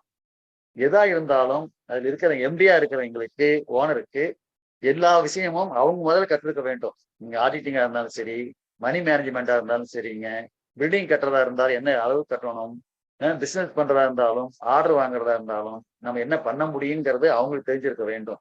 அது மாதிரி எங்கர் ஜென்ரேஷன் எடுத்துக்கிட்டீங்கன்னாங்க, முதல்ல வந்து அவங்க கத்துக்கிட்டு சின்ன லெவல் தான் ட்ரை பண்ணணும். இங்க நான் சொன்ன மாதிரி திங்க் பிக்கு போயினாங்கனாக்க பிரச்சனையா போயிடும். சின்ன லெவல் ஆரம்பிச்சு படிப்படியா முதல்ல ஒரு கொஞ்சம் பண்ணி ஒரு 1 கோடி பண்ணலாம், அதில் 50 லட்சம் பண்ணலாம், அடுத்த வருஷம் 2 கோடி பண்ணலாம், அடுத்த வருஷம் ஒரு 10 கோடி பண்ணலாம். அதுக்கு மணி எப்படி சப்போர்ட் பண்ணுது அவங்களுக்கு, அல்லது ப்ரைஸ் எப்படி சப்போர்ட் பண்ணுது, ப்ராஃபிட் எப்படி சப்போர்ட் பண்ணுது, இது எல்லாத்தையும் வச்சு அதுல ரிஸ்க் இல்லாமல் சின்ன சின்ன லெவலாக வந்தாக்கு பண்ண முடியும். இப்போ இருக்கிற காலம் பார்த்தீங்கன்னாக்க இட்ஸ் நாட் ஈஸி. அந்த காலம் இருந்த மாதிரி இந்த காலம் கிடையாதுங்க. ரொம்ப வெரி வெரி காம்படிட்டிவ் இருக்கு. டெக்னாலஜி ரொம்ப ரொம்ப தேவைப்படுது, லேட்டஸ்ட் டிசைன்ஸ் தேவைப்படுது, பிரைஸ் வேண்டியதா இருக்குது. நிறைய இன்ஃப்ராஸ்ட்ரக்சர் பயிர் பார்க்கும் பொழுது எல்லாமே இன்வெஸ்டர் எல்லாம் இருக்கா அப்படின்னு அதையும் பார்க்கறானுங்க. சின்ன சின்ன பயிர் தான் முதல்ல கிடைக்கும், அதுல இருந்து அடுத்த லெவலுக்கு வர முடியும். அதனால அவங்களுக்கு வந்து பண்ண முடியாதது எதுவுமே இல்லை என்ற எண்ணம் வர வேண்டும். அதாவது பிசினஸ் நாலேஜ் வந்து முதல்ல அவங்க கெயின் பண்ணிக்கணும். குவாலிட்டி ரிஸ்க் எடுக்கணும் எப்பவுமே. Younger generation knowledge about opportunity பத்தி ஆப்பர்ச்சுனிட்டி வந்துகிட்டே இருக்கும். அதை வந்து அவங்க எல்லாமே பயன்படுத்தி கொள்ள வேண்டும். பைனான்சியல் நாலேஜ் என்னென்ன ஃபைனான்ஸ் நாலேஜ்னாக்க எப்படி ஃபைனான்ஸ் ஹேண்டில் பண்றது, எவ்வளவு அமௌண்ட் இருக்குது, அதுக்குள்ள என்ன பண்ண முடியும் அப்படின்னு தான் பார்க்கணும் ஒழிய, நம்ம ஆசைப்பட்டு பெரிய இடத்த வாடகைக்கு எடுத்தோம், பெரிய அளவுல ஆர்டர் வாங்கியோ, ஆர்டர் கிடைக்கும் 5-10 கோடி கிடைக்கும், அவங்ககிட்ட பணம் இருக்காது, கெப்பாசிட்டி இருக்காது, இடம் இருக்காது, டெய்லரிங் மிஷின் இருக்காது. அப்போ வந்து ரிஸ்கா போயிடும். நம்ம கிட்ட என்ன இருந்து பணம் அந்த பணத்தை கூட லூஸ் பண்ணீங்களும் உண்டாங்க. அதாவது மீட்டிங் கிளைண்ட்ஸ் உடைய ரெக்குவயர்மெண்ட்ஸ் என்ன இருக்கு, என்ன எதிர்பார்க்கறாங்க அப்படிங்கிறதையும் அதையும் மீட் பண்ணக்கூடிய கெப்பாசிட்டியில நம்ம இருக்க வேண்டும். இன்ஃப்ராஸ்ட்ரக்சர் கெப்பாசிட்டி, ப்ரொடக்ஷன் கெப்பாசிட்டி, இது எல்லாமே நம்ம டே பை டே சில பேர் பண்ண இம்ப்ரூவ் பண்ண மாட்டாங்க. நான் வர லாபத்துல வந்து இதை இம்ப்ரூவ் பண்ணிக்கிட்டே போனோம்னாக்க அடுத்த லெவலுக்கு போக முடியும். அதாவது செல்ஃப் லேர்னிங்கை வந்து எப்பவும் நிறுத்தாமல் எப்பவுமே வந்து கற்றுக்கொண்டே இருக்க வேண்டியதான் சொல்றது. நான் லேர்னிங் வந்து வெரி வெரி இம்பார்ட்டன்ட். எதா இருந்தாலும் எனக்கு தெரிய வேண்டும், எனக்கு மட்டும் தெரிஞ்சிருக்கோங்கிற மாதிரி டெக்னாலஜியா இருந்தாலும் சரி, எதா இருந்தாலும் நான் எந்த வயசா இருந்தாலும் கற்றுக்கொள்ள வேண்டும் என்ற எண்ணம் எல்லோருக்கும் இருக்க வேண்டும். Take care of employees. Employees தான் மெயின். இதுல வந்து நம்ம டீம் கரெக்டான டீம் அமையலை, அவங்க வந்து இன்வால்மெண்டோட அவங்க கம்பெனி நினைச்சு ஒர்க் பண்ணல அப்படிங்கும் போது நம்ம கம்பெனி அடுத்த லெவலுக்கு கொண்டு போக முடியாது. அதனால நம்ம அங்க பண்ணும் பொழுதே முதல்ல இவங்க எல்லாத்தையும் கத்துக்கிட்டு எங்க ஜென்ரேஷன் அவங்க சுமார் லெவலில் ஸ்டார்ட் பண்ணிட்டு அடுத்தபடியா நல்ல சூட்டபிள் பர்சன் எங்க எக்யூட்டிவ் போட்டாங்கனால் இதுல வந்து சக்சஸ் பண்ணுறதுக்கு சான்சஸ் இருக்கு. ஆனா வெரி வெரி காம்படிட்டிவ் ஒர்க் பண்ணணும். நீ வேலையில பார்த்துக்கிட்டு பிரயோஜனம் கிடையாது. நிறைய ஒர்க் பண்ணணும், நிறைய பேருக்கு விசிட் பண்றது, மற்றவங்க காம்படிட்டிவ் என்ன பண்றாங்க, வேர்ல்டுல என்ன நடக்குது, இது மாதிரி விஷயங்கள்லாம் தெரிந்து கொண்டால் அவங்க எக்ஸ்போர்ட் மட்டும் சொல்லலை, any business learning is very very important. அவங்க எது சூட்டான்னு சொல்ல முடியாது, எக்ஸ்போர்ட் மட்டும் சொல்லல. அவங்க எந்த லைன் இருக்கிறாங்க, அவங்க ஃபாதர் என்ன பண்றாங்க, அது மாதிரி தானே இந்த காலத்துல பார்த்தாக்க அவங்க ஃபாதரு என்ன பண்ணியிருக்காரு அதை வச்சுதான் சக்சஸ் பண்ண முடியும் ஒழிய தனியா வந்து பண்றது ஒரு பர்சன்டேஜ் கம்மி. ஒரு 50%, 25% பண்ண முடியும் ஒழிய அவ்வளவு காஸ்ட் அதிகமா இருக்குது, டிஃபிகல்டிஸ் அதிகமா இருக்குது. மிகவும் யதார்த்தமான ஒரு பதில உண்மையை தெளிவாக நம்ம சொந்தங்களுக்காக குறிப்பிட்டிருக்கீங்க. அதே போல மனித வளத்துறையில நம்ம வந்து நம்மளுடைய எம்ப்ளாயிஸ் எப்படி மெயின்டைன் பண்ணணும், நிதி மேலாண்மை எப்படி மெயின்டைன் பண்ணணுங்கிறதையும் உங்களுடைய அறிவுரையின் மூலமாக நம்ம சொந்தங்களுக்கு தெரியப்படுத்திருக்கீங்க. மிக முக்கியமாக இன்னொரு நம்மளை காட்டிலும் எக்ஸிக்யூட்டிவ்ஸ் நிறைய பேர் நல்ல ஹேண்ட்ஸ் எடுத்தீங்கன்னாக்கி நம்மளோட நாலேஜபிள் பர்சன் கிடைக்கிறாங்க. அவங்களை நல்லபடியா ரெஸ்பெக்ட் கொடுத்து யூஸ் பண்ண அப்படிங்கும் பொழுது அவங்க கம்பெனின்னு ஒர்க் பண்ணும் பொழுது அது நிறைய மேல கொண்டு போக முடியும். ஏன்னா நம்ம சில பேர் பார்த்தாங்க எல்லாமே அவங்களே பார்க்கணும்னு நினைப்பாங்க. ஒரு ஓனர் வந்து அதுக்கிட்ட டூர் போறதா நம்மளே போகணும், நம்மளே மெயில் கொடுக்கணும், நம்மளே பதில் கொடுக்கணும்னா டைம் பத்தாது, அது பண்ண முடியாது. நமக்கு அவங்க பண்ண முடியாது. மற்றவங்களை வச்சு அதாவது சொல்லுவாங்க ஒருத்தர், அதாவது புத்திசாலி பெரியவரா அதாவது கெட்டிக்காரன் பெரியனா சொல்லும் பொழுது ஒரு கேள்விப்பட்டேன். அது மாதிரி புத்திசாலி தான் பெரியவர். புத்திசாலித்தனமா இருந்து கெட்டிக்காரனை வச்சு வேலை வாங்கி தான் கம்பெனி மேல விட்டு போவோம். கண்டிப்பாக டாக்டர் இருப்பாங்க, டாக்டர் மிகப்பெரிய கெட்டிக்காரரா இருப்பாரு. ஆனா மத்த ஏரியால அவர் கத்திரிக்கவே மாட்டார், நமக்கு தேவையில்லைன்னு போயிடுவாரு. நம்ம எல்லா லைன் நான் சொல்றது எல்லாமே எவ்ரி திங் விமர்சனம். ஓகே, மிகவும் ஒரு அழுத்தமான ஒரு பதில், யதார்த்தமான இன்னைக்கு பிராக்டிக்கலா எல்லாருமே கண்டிப்பாக ஃபாலோ பண்ணக்கூடிய ஒரு பதிலை தெரிவிச்சிருக்கீங்க. அடுத்தது முக்கியமான ஒரு கிரிட்டிக்கல் கொஸ்டின். இன்றைய இளைய தலைமுறையினர் அவர்கள் முதல் நிலையில இருக்கக்கூடிய ஃபர்ஸ்ட் ஜெனரேஷன் ஆண்டர்பிரனர் இருந்தாலும் சரி, இல்ல அவர்களுடைய தந்தை தாத்தா வகையில வந்தக்கூடிய தொழில நிர்வாகிப்பவர்களாக இருந்தாலும் சரி, இன்றைய காலகட்டத்துல நீங்க அந்த பினான்சியல் மேனேஜ்மெண்ட் அப்படிங்கிற ஏரியால ஒரு ஆர்டர் எடுத்து அவர்கள் செய்யும் பொழுது அந்த ஆர்டர்ல வரக்கூடிய லாபத்தை நீங்கள் குறிப்பிட்டது போல அவர்கள் ஒரு 10%, 15% இம்ப்ரூவ்மெண்ட் காஸ்ட்டுக்கு அவங்களுடைய ஏரியால பிசினஸ்ல போடாம அந்த லாபத்தை அப்படியே எடுத்து ஒரு டெட் இன்வெஸ்ட்மெண்ட் மாதிரி இருக்கக்கூடிய ஒரு ஆடம்பரமான பொருட்களில் அவர்களுடைய அந்த முதலீடுகளை செய்யும் பொழுது அவர்களுக்கு நிறைய விஷயங்கள் அங்க இடர்பாடுகளாக தடங்களாக வருகிறது. அந்த விஷயத்தை உங்களுடைய பார்வையில நீங்க என்ன அந்த மாதிரி இருக்கக்கூடிய ஒரு அணுகுமுறையில் இருக்கிறவர்களுக்கு உங்களுடைய ஆலோசனைகள் என்ன அப்படிங்கிறது உங்களுடைய விஷயம் தெரியப்படும். அதாவது பிசினஸ் பண்றீங்க எக்ஸஸ் மணி இல்லாத பொழுது நீங்க வந்து வேலைக்கு வந்து ஒரு ஆடம்பரமா ஒரு கார் வாங்குறதோ, ஆடம்பரமா தேவையில்லாமல் நான் சொல்றது எல்லாமே ஒரு ஆடம்பரமா ஒரு பங்களா கட்டுறதோ இதெல்லாம் தவிர்த்து விட்டு தொழிலுக்கு என்ன தேவை என்பதைத்தான் முதலில் கவனம் செலுத்த வேண்டும்.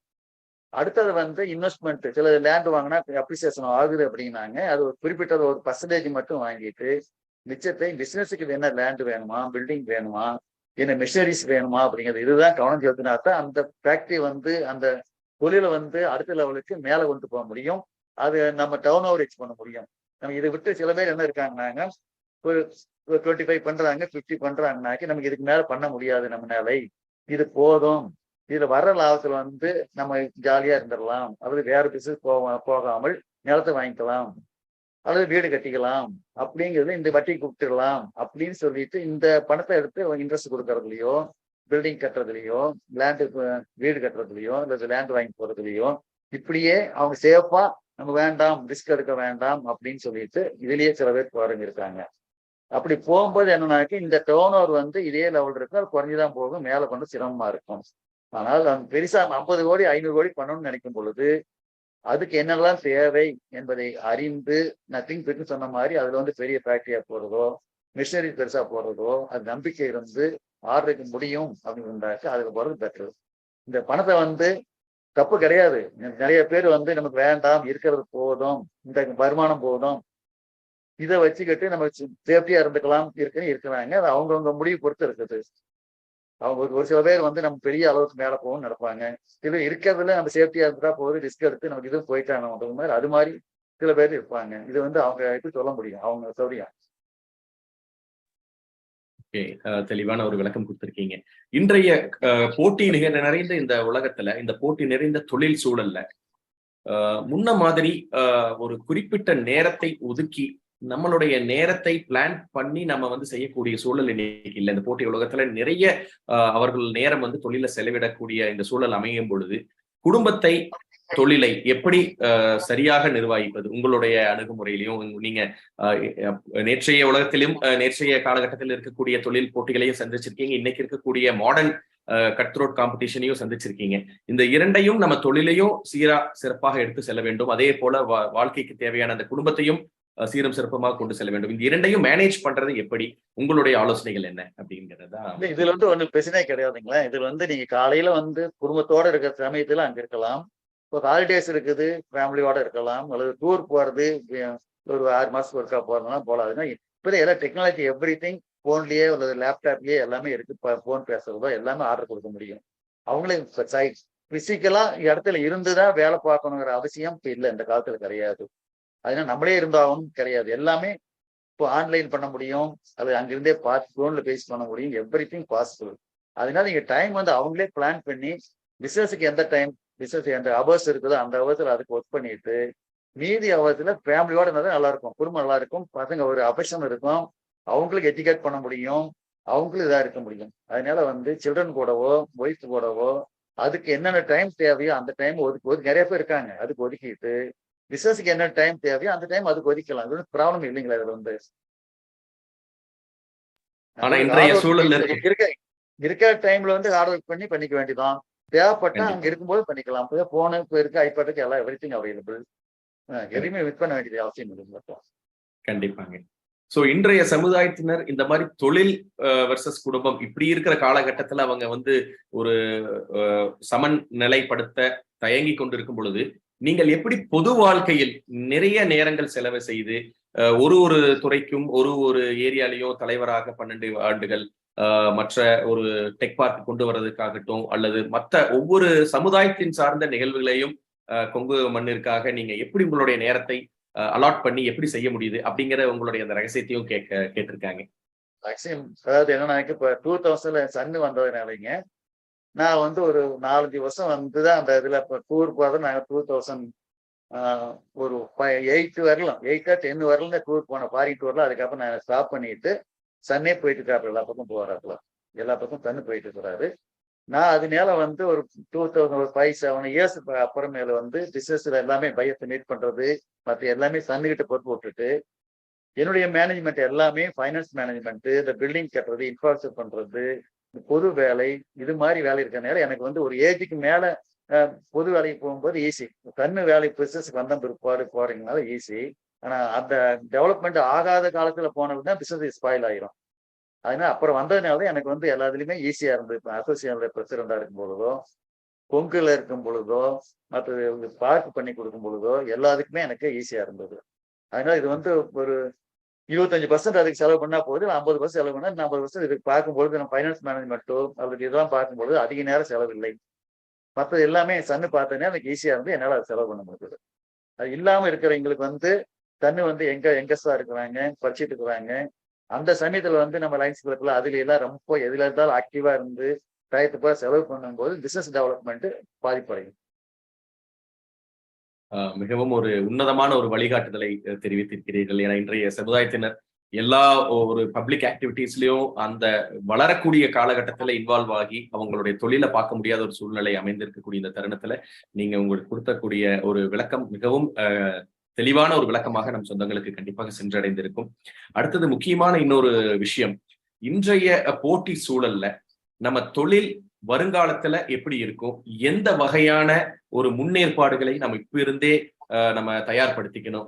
இன்னைக்கு பார்க்கக்கூடிய சூழ்நிலையில பாத்தீங்கன்னா அமெரிக்காவில் இருக்கக்கூடிய வங்கிகள் திவாலாகக்கூடிய சூழ்நிலை ஆகட்டும், அல்லது ஐரோப்பிய கண்டத்துல இருக்கக்கூடிய யுக்ரைன் வர்சஸ் ரஷ்யாவுக்கு உண்டான போர் தாக்குதல்களாக இருக்கக்கூடிய சூழல்ல ஐரோப்பிய கண்டத்துல இருக்கக்கூடிய ஆர்டர்கள் குறையிற சூழ்நிலை ஆகட்டும், அல்லது இந்திய பொருளாதார நிலை வந்து வேகமாக வளராமல் நமக்கு வந்து சில இடர்பாடுகள் தொழிலாளர்கள் சம்பந்தமாகவோ அல்லது தொழில் நினைத்த எண்ணத்தில் செல்லாத ஒரு சூழ்நிலையும் நிறைய பேருக்கு அவர்களுடைய தொழில்கள் இருக்கக்கூடிய இந்த காலகட்டத்துல எதிர்காலத்தில் தொழிலை நம்ம சீரும் சிறப்புமாக கொண்டு செல்வதற்கு நம்ம இப்பவே ஆயத்தமாகக்கூடிய ஏரியாக்கள் என்னென்ன வகைகளை நம்ம தயார்படுத்திக்கணும் நம்ம இந்த சூழ்நிலையில அப்படின்னு கேட்டிருக்காங்க. அதாவது எப்படின்னாங்க, உலகம் வந்து அழிஞ்சு போகாது என்ற நம்பிக்கை ஒவ்வொரு இடத்தையும் இருக்க வேண்டும். ஒண்ணுமே இல்லாம போய்விடாது என்ற நம்பிக்கை இருந்தா தான் நீங்க தொழில கவனம் செலுத்த முடியும். நீங்க இதையே நினைச்சுக்கிட்டு என்ன ஆயிருமோன்னு யாரும் பயத்தோட இருந்தோம்னாக்கு நம்ம தொழில் ஒழுங்கா பண்ண முடியாது. First point. அடுத்து 2008 பாத்தீங்கன்னாங்க, அமெரிக்காவில் ஒரு பிரச்சனை வந்த உடனே பார்த்தா ஸ்டாக் மார்க்கெட்டு எவ்ரிதிங் கொலாப்ஸ் ஆகி போய் ரொம்ப என்ன ஆகுமோங்கிற ஒரு சூழ்நிலை வந்தது. அது பார்த்தா 1 இயர்லயே வந்து பிக்கப் ஆகி மறுபடியும் பழைய நிலைமைக்கு வந்து விட்டது. அதுபோல இப்பவும் பாத்தீங்கன்னாங்க, இப்போ கொரோனா பீரியட் வந்து என்ன ஆகும் என்னன்னு பார்த்துட்டு இருந்தோம். ஆனா 2021 காட்டிலும் 21 காட்டிலும் 22 பாத்தீங்கன்னாங்க அதிக டர்ன் எல்லாத்துக்கும் பிசினஸ் நல்லா இருந்தது. கொரோனா பீரியட்ல நல்லா இருந்தது. அதுபோல இப்பவும் பாத்தீங்கன்னாலும் இது எதையும் ஆய்விடாது. ஏன்னா நம்ம அதுக்கு டிபெண்ட்ஸ் ஒவ்வொருத்தருக்குடைய கெப்பாசிட்டி, அவங்களுடைய ரிசர்வ் எவ்வளவு இருக்கு, எப்படி பிசினஸ் இருக்கு, என்ன பாதிப்பு வருங்கிறது அவங்கவுங்களுக்கு தெரிஞ்சிருக்க வேண்டும். அப்போ வந்து அவங்கவுங்க தான் அதை முடிவு பண்ணிக்கணும். நமக்கு வந்து சரி புதுசா எக்ஸ்பென்ஷன் போறோமா, சரி கொஞ்சம் வெயிட் பண்ணிக்கலாம், சரி ஒரு பங்களா கட்டலாமா, கொஞ்சம் வெயிட் பண்ணிக்கலாம். அது மாதிரி எக்ஸ்பெண்டிச்சர் ஐட்டத்துல, இன்வெஸ்ட்மெண்ட் ஐட்டத்துல வந்து இது சரியாகிற வரல 1 இயருக்கோ 6 மாசத்துக்கோ 2 இயர்ஸுக்கோ வெயிட் பண்ணிட்டு பண்ணிட்டு போக வேண்டியதான். வேற ஒண்ணுமே, அதாவது பயப்பட வேண்டியதில்லை. இந்த பிசினஸ் வந்து இல்லாம போய்விடாது, அழிந்து போய்விடாது. அந்த நம்பிக்கை எல்லாரோடையும் இருக்கு. பார்த்திருப்பீங்க, இது வரலுமே எந்த காலத்துல எந்த தொழில் வந்து இன்க்ரீஸ் ஆகிட்டு தான் போகுது, டேர்ன் ஓவரோ பிசினஸ் எவ்ரிதிங் மேலதான் போயிட்டு தோழிய கீழே இதுவரை கீழே போயிட்டு அப்பாவது கீழே போயிடுச்சா கிடையாது. நான் பார்த்தவரை ஒன்றும் கீழே போகல. அந்த காலத்துல வந்து 10 கோடி பண்ணணும், 5 கோடி பண்ணாச்சு. இப்ப எப்ப என்ன டவுன் ஓவர் பண்ணிட்டு இருக்காங்க எல்லாருமே, என்ன இன்கம் பண்ணிட்டு இருக்காங்க, என்ன விலைவாசி மேல ஏறிட்டு போகுது, ஏதாவது ஒண்ணு இல்லாமல் ஸ்டான்ஸ்ல இருக்கிற எப்போது வந்திருக்கா, எப்பவுமே கிடையாது. அதனால இது வந்து டெம்பரரி தான் வர்றது, அது சரியாகிவிடும். நம்ம அதுக்கு தகுந்த மாதிரி நம்மகிட்ட இருக்கிற வசதியை வந்து கரெக்டா வந்து வேஸ்ட் பண்ணாமல் கரெக்டா வச்சுக்கிட்டோமாங்க, அது மாதிரி வந்தாலும் மேனேஜ் பண்ணிக்கலாம். ஓகே, மிகவும் ஒரு பொருத்தமான ஒரு பதில். இந்த சூழ்நிலையில் நம்ம எந்த பயமும் இருக்கக்கூடாது, தொழில முன்னெடுத்து செல்லணும் அப்படிங்கறத ஒரு ஒரு ஒரு புத்துணர்ச்சி கொடுக்கக்கூடிய ஒரு பதிலாக கொடுத்திருக்கிறீர்கள். அடுத்ததாக, ஒவ்வொரு தொழில் செய்பவர்களும் நீங்களே உங்களுடைய உரையில சொல்லியிருந்தீங்க, நம்மளுடைய தொழில முன்னேற்ற பாதையை கொண்டு செல்லணும்னா யாரிடம் எந்த தயக்கமும் இல்லாம நம்ம வந்து சந்தேகங்களை கேட்க வேண்டும், அதுல எந்த ஒரு கேலி கிண்டல் வரும் அப்படிங்கிற ஒரு பயம் இருக்கக்கூடாது அப்படிங்கறத தெரிவித்திருந்தீர்கள். அது போல உங்களுடைய தொழில் சார்ந்த ஒரு சந்தேகங்கள் இருந்தாலும் நம்ம தொழில இருக்க முன்னோடிகளை கேட்க வேண்டும் அப்படின்னு சொல்லியிருந்தீங்க. அதுக்கு உதாரணமாக திரு KP ராமசாமி ஐயா அவர்களையும் சொல்லியிருந்தீங்க. அவரும் நம்ம KPN குழுமத்துல ஒரு சிறப்பு பேச்சாளராக இருந்து அவர்களுடைய வெற்றி வாய்ப்புகள் எப்படி நம்ம வந்து சொந்தங்கள் அனைவரும் கொண்டு செல்ல வேண்டும் என்று அந்த ஒரு தருணத்தையும் நம்ம கூட இதற்கு முன்னாடி ஒரு ஆண்டு காலத்திற்கு முன்னரே பகிர்ந்திருந்தார். அந்த மாதிரி இன்னைக்கு இருக்கக்கூடிய இளைஞர்கள் எந்த ஒரு மென்டார் அப்படிங்கிற ஒரு கான்செப்ட் இல்லாம, நமக்கு முன்னோடிகளாக இருக்கக்கூடியவர்களிடம் நம்ம கேட்டு தெரிஞ்சுக்கணும் அப்படிங்கிற கான்செப்ட் இல்லாமல் நிறைய பேர் எனக்கே எல்லாம் தெரியும் அப்படிங்கிற ரீதியில இறங்கி செயல்பட்டு அதுல தோல்வியும் அடைஞ்சிடறாங்க. இந்த மாதிரி இருக்கக்கூடிய சூழல்ல எப்படி நம்ம தொழிலுக்கு ஏத்த ஒரு மென்டார், அதாவது நம்ம தொழிலுக்கு ஏத்த ஒரு முன்னோடிய நமக்கு ஒரு கைடிங் ஃபோர்ஸா தேர்ந்தெடுக்கணும், அவர்கள் நம்மளுடைய தொழில்ல எப்படி அவர்களுடைய பங்களிப்பை கொடுக்க அவர்கள் நம்ம அலோவ் பண்ணலாம் அப்படிங்கிற விஷயத்தை பத்தி கொஞ்சம் விளக்கமா சொல்லுங்க. இல்ல அப்படிங்கிறது வந்துங்க, அவங்கதான் வந்து தெருவுல யாரு நல்லா பண்ணிட்டு இருக்காங்க, இல்ல இப்போ எந்த ஊர்லயா இருந்தாலும் எனி பிசினஸ் இருந்தாங்கன்னா அவங்க கிட்ட வந்து யாரு நல்லா பண்ணிட்டு இருக்காங்க, யாரு ஹெல்ப் பண்ணக்கூடிய கெப்பாசிட்டி இருக்குது, ஒரு ஆர்டர் எடுக்கிறாங்க, இந்த ஆர்டர் பண்ண முடியுமா முடியாதா, இந்த டிசைன்ஸ் பண்ண முடியுமா, இல்ல ஆளுங்க கிடைக்குமா, அப்படிங்கிறது எல்லாமே அவங்க எடுக்கிறவங்க தான் முடிவு பண்ணிட்டு, அதுக்கு முன்னாடி வந்து யார்கிட்ட கன்சல்ட் பண்ண ஒன்றும் தப்பே கிடையாது. எங்கிட்ட கன்சல்ட் பண்ணுவாங்க, எங்க சன்னிகிட்ட கூட கேட்பாங்க. ஃப்ரெண்ட்ஸ் வந்து தன் சிலதை கேட்டு யோசனை கேட்டு வாங்கிட்டு போறாங்க. அது மாதிரி கேட்கறது தப்பே கிடையாது. கேட்கறவங்க இருக்காங்க, இல்லையும் சொல்ல முடியாது. ஒரு சில பேர் கான்டாக்ட் பர்சன்ஸ் இல்லாம இருக்கிறவங்க, அவங்களுக்கு யாருமே பழக்கம் இல்லாம இருக்கலாம். ஆனால் அது முடியாம இல்லை. ஒரு ஊர்ல வந்து திருப்பூரே இருக்குது அப்படின்றாக்க அவர் கேபிஆர் தெரியாம இருக்க கிடையாது. திருப்பூர்ல அல்ல கோயம்புத்தூர் தெரியாம கிடையாது. அதே மாதிரி கரூர் இடத்துல என்னை தெரிஞ்சாலும் கிடையாது. ஒவ்வொரு ஊர்லயுமே அவங்க யாரையோ ஒருத்தர் ஃப்ரெண்டு மூலியமா வந்து கான்டாக்ட் பண்ண முடியும், கற்றுக்கொள்ள முடியும். முடியாதெல்லாம் எதுவும் கிடையாது. அது மாதிரி வந்து கேட்கறதுக்கு கற்றுக்கொள்வதற்கோ கன்சல்டன்ட் இருக்காங்க. ஏன்னா எல்லாமே எதை யார்கிட்ட போய் எதை கன்சல்ட் பண்ணீங்கனாலும் நிறைய 10 பேர்த்த கேட்கலாம். ஆனால் முடிவு எடுக்கக்கூடிய கெப்பாசிட்டி அவங்களுக்கு இருக்க வேண்டும். அவங்க சொன்னோம் செஞ்சோம் அப்படின்னு இருக்கு எந்த எதுவுமே இருக்கக்கூடாது. யாரா இருந்தாலும் நீங்க கேட்கலாம். யோசனை 10 பேர் கிடப்பே கிடையாது. கேட்டா ஒவ்வொருத்தரும் ஒரு ஐடியா சொல்லுவாங்க. இந்த 10 ஐடியா வச்சுக்கிட்டு நம்ம தான் வந்து ஃபைனலா வந்து நமக்கு இது ஒர்க் அவுட் ஆகுமா, சக்சஸ் ஆகுமா, நமக்கு ஓகேவான்னு பார்க்கணும். நான் என் எடுத்து நான் ஒரு யோசனை பெருசா சொல்லுவேன். என்னுடைய கெப்பாசிட்டிக்கு, என்னுடைய பழக்க வழக்கத்துக்கு நான் ஒன்று சொல்லுவேன். அது வந்து சாதாரண லெவலுக்கு சூட் ஆகுமான்னு தெரியாது. அவங்க தான் அவங்க கீழ் லெவலையும் கேட்கணும், மேல் லெவலையும் கேட்கணும். அவங்க முடிவு பண்ணுவாங்க. அவங்க ஈஸியாலாம் எதுவுமே சொன்ன உடனே ஓகே அப்படின்னு பண்ணினாங்கன்னா லாஸ் ஆகிட்டு வரும், சக்சஸ் ஆகாது. எவ்ரிதிங் எதா இருந்தாலும் கேட்கறது தப்பு கிடையாது. They can get some knowledge, idea கிடைக்கும், நிறைய கிடைக்கும். ஆனால் final decision they should take. Okay, தெளிவான ஒரு விளக்கம் மறுபடியும் நீங்க நம்ம சொந்தங்களுக்கு உங்களுடைய அனுபவத்தின் வாயிலாக தெரியப்படுத்தி இருக்கிறீர்கள்.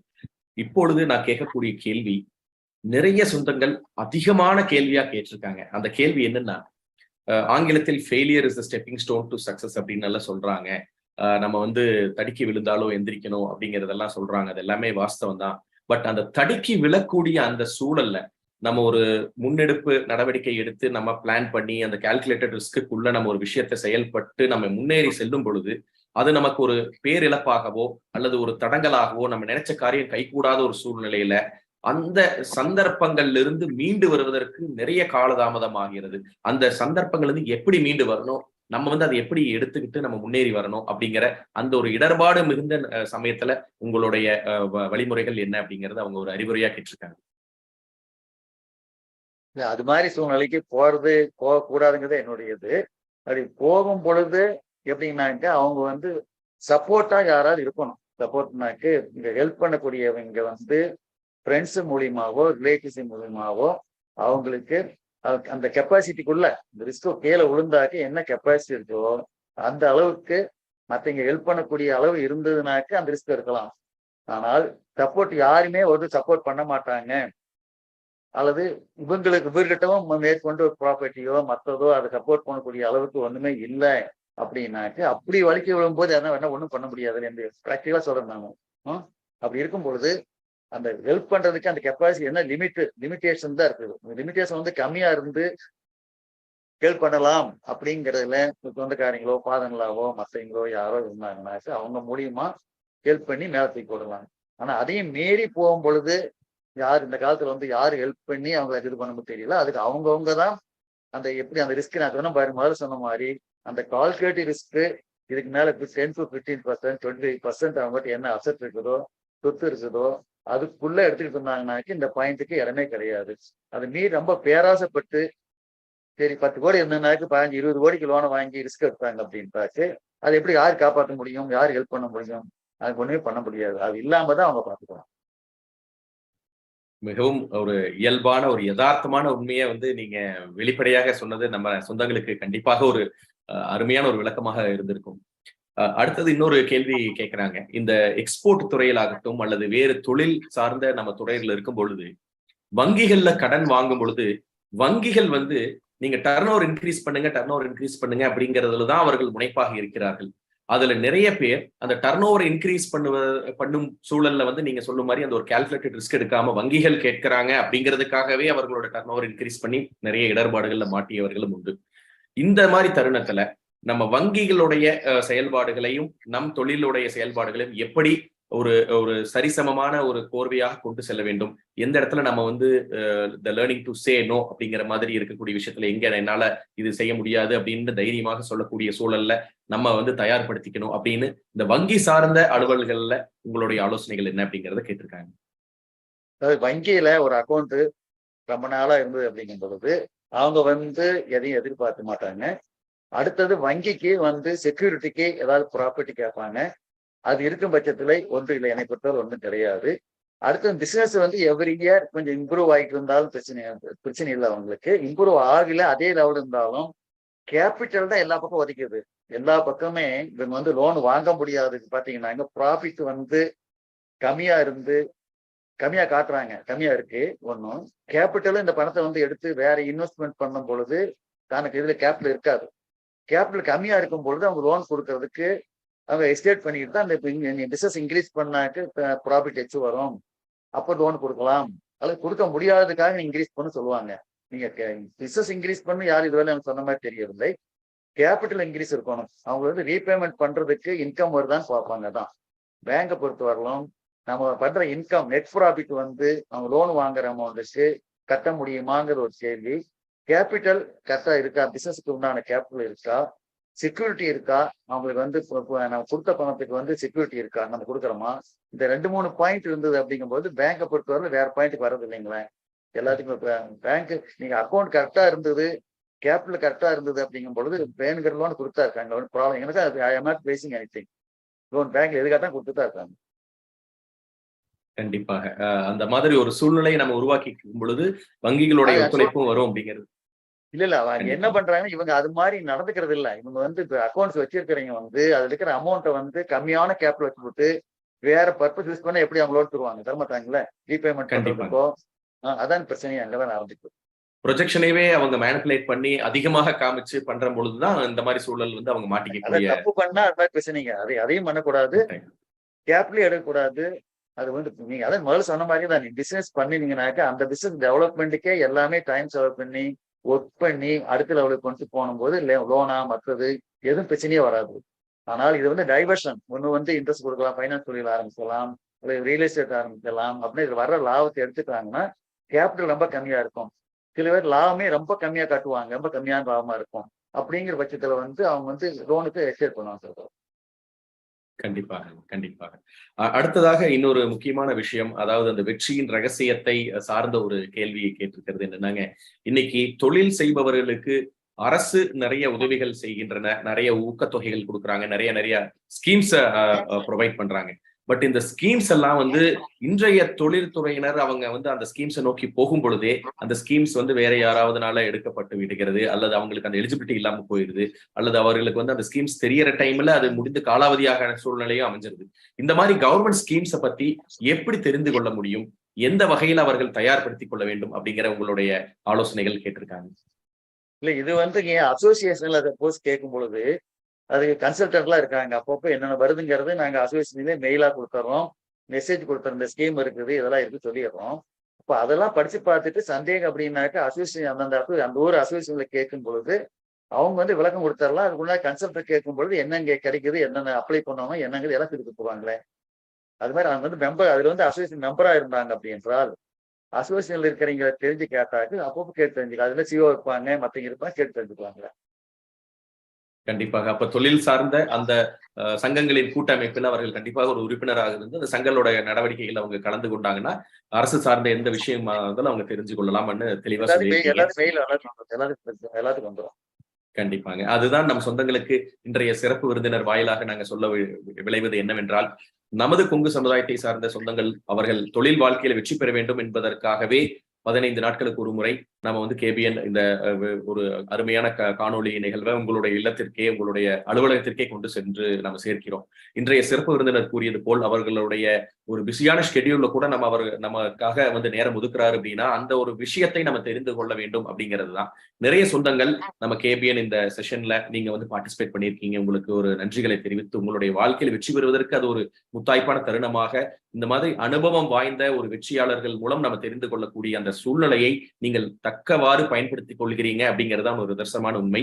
அதற்கு உங்களுக்கு ஒரு வாழ்த்துக்களை கூறி, மிகவும் ஒரு முக்கியமான ஒரு கேள்வியை கடைசி கேள்வியாக நான் இந்த தருணத்துல வைத்திருக்கிறது என்னவென்றால், இன்றைய சூழலில் தொழிலில் வெற்றி பெற்று விட்டோம் அப்படிங்கிற ஒரு நிலையை யாராவது தொழிலதிபர்கள் ஒரு ஒரு குறிப்பிட்ட காலத்தில் அவர்கள் ஒரு நிர்ணயிக்க முடியுமா? அல்லது எனக்கு போதும் அப்படிங்கிற மனப்பான்மையை வைத்துக் கொள்ள வேண்டுமா? அல்லது இந்த லெவல்ல நான் ரீச் பண்ணிட்டேன்னா இதை அப்படியே மெயின்டைன் பண்ணிக்குவேன் அப்படிங்கிற ஒரு கோட்பாடு இன்றைய சூழலுக்கு ஏற்றதா? இந்த கேள்விகளுக்கு உங்களுடைய பதில். இப்ப யாருக்குமே இப்ப நானே இருக்கும் பொழுது முதல்ல ஆரம்பிக்கும் பொழுது சரி நமக்கு வருஷம் ஒரு 1 கோடி லாபம் பண்ணிட்டா போதும், 10 லட்சம் லாபம் பண்ணிட்டா போதும், ஹாப்பி இதோட இருந்தாலே போதும் அப்படின்னு எண்ணம் இருந்தது. ஆனா அதுக்கப்புறம் அடுத்த லெவல் வந்தபோது யாருக்குமே ஒரு லெவல் வந்துட்டாக்க அடுத்த லெவல், அந்த லெவல் அடுத்த லெவல். இப்ப முகேஷ் அம்பானியே இருக்கிறார், ரிலையன்ஸ் இருக்கிறாங்கன்னா கூட வேர்ல்டுல 10வது பணக்காரர் இருந்தாலும் 15வது பணக்காரராக இருந்தாலும் அவருடைய எய்ம் என்ன இருக்கும்? நம்பர் 1 ஆகணும் அப்படிங்கிற எய்ம் தான் அவருக்கு இருந்துட்டு இருக்கும். அதனால அந்த இடம் வந்த உடனே முதல்ல நினைப்பாங்க எல்லாருமே, நம்ம கூட மாசம் 10 லட்சம் வந்தா போதும்ப்பா, நம்ம நிம்மதியா செட்டில் ஆயிரு வாழ்க்கையில, இனிமேல் எனக்கு எதுவுமே தேவையில்லைன்னு இல்லாதப்ப சொல்லுவாங்க. அந்த லெவல் வந்த உடனே எல்லாத்தோட அடுத்த லெவல் என்ன, அடுத்த லெவல் என்ன, அடுத்த லெவல் போயிட்டே இருப்பாங்க ஒழிய அந்த லெவலை யாருமே ஸ்டாப் பண்றக்கூடிய மனசு வராது. என்னுடைய பாயிண்ட் ஒரு லெவலுக்கு மேல போயிட்டு அப்படின்னாக்கு அதுல வர்ற வருமானத்திலை ஒரு பகுதியாவது 1 or 2%, 5% ஆகுது ஏழைகளுக்காவது, தர்ம காரியங்களுக்காவது, நம்ம சொன்ன மாதிரி நம்ம கொங்கு சொந்தங்களுக்காவது ஏதாவது ஒரு வழியிலை உதவி செய்ய வேண்டும் என்ற எண்ணம் தான் என்னிடத்தில் இருக்கின்றது. அதனால இது ஸ்டாப், நமக்கு தெரிஞ்ச நாலேஜ் இப்போ ஏஜ் ஆயிடுச்சு அப்படின்னாக்க நம்ம ஏஜ் ஆயிடுச்சு ரிட்டைர்மெண்ட் ஆயிடலாம், வீட்டுக்கு ரெஸ்ட் சும்மா ரெஸ்ட் எடுக்கலாம் அப்படின்னு இல்லாமல் நம்ம என்ன எவ்வளவு நாளைக்கு முடியுமோ நம்ம கிட்ட கத்துக்கிட்டதை எக்ஸ்பீரியன்ஸை அதை வேஸ்ட் பண்ணாமல் ஏர்ன் பண்ணி ஃபேமிலிக்காகவும் இந்த நாட்டுக்காகவும் அது கொங்கு சொந்தங்களுக்காகவும் ஏழைகளுக்காகவும் பண்றதுதான் நம்ம வாழ்ந்ததுக்கு ஒரு அறிகுறியாக இருக்கும் ஒழிய அது இல்லாமல் நல்லா சாதிச்சிட்டேன், பையன் பார்த்துக்கிட்டு நான் வீட்டுல ரெஸ்ட் எடுத்துருக்கிறேன், தூங்கிட்டு இருப்பேன், வெளியே சுத்த போறேன் அப்படின்னு இல்லாமல் இருக்க வேண்டும். இதுதான் என்னுடைய எண்ணம். அதே போல இந்த கொங்கு சொந்தங்கள் அனைவரும் வாழ்க்கையில் இது மாதிரி நிறைய கடைப்பிடியுங்கள். நிச்சயம் வெற்றி அடைய முடியாமல் இல்லை, ஒரு லெவலுக்கு வாங்க, அடுத்த லெவலுக்கு வர முடியும். பெரிய பேராசப்படாமல் படிப்படியாக முன்னேற முடியும் என்ற நம்பிக்கை உங்களிடம் வையுங்கள். நம்பிக்கை இருந்தால் எதையும் சாதிக்க முடியும். ஒர்க் பண்ணுங்கள், டிசிப்ளினாக இருங்கள், வாழ்க்கை நிச்சயமாக உங்களுக்கு வெற்றி கிடைக்கும். கேட்டு தெரிந்து கொள்ளுங்கள், தேடுங்கள், கிடைக்கும். அதனால உங்க வாழ்க்கை வெற்றி அடைய என்னுடைய வாழ்த்துக்களை தெரிவித்துக் கொண்டு கொங்கு சொந்தங்களுக்கு வாழ்த்துக்களை தெரிவித்துக் கொள்கிறேன். மிக்க நன்றிங்க. இருந்தாலும் இன்னும் ஒரு 2 கேள்வி கண்டிப்பா கேட்டே ஆகணும், நம்ம சொந்தங்கள் நிர்பந்தத்தின் காரணத்தினால நாங்க அதை கேட்காம இருக்க முடியாது.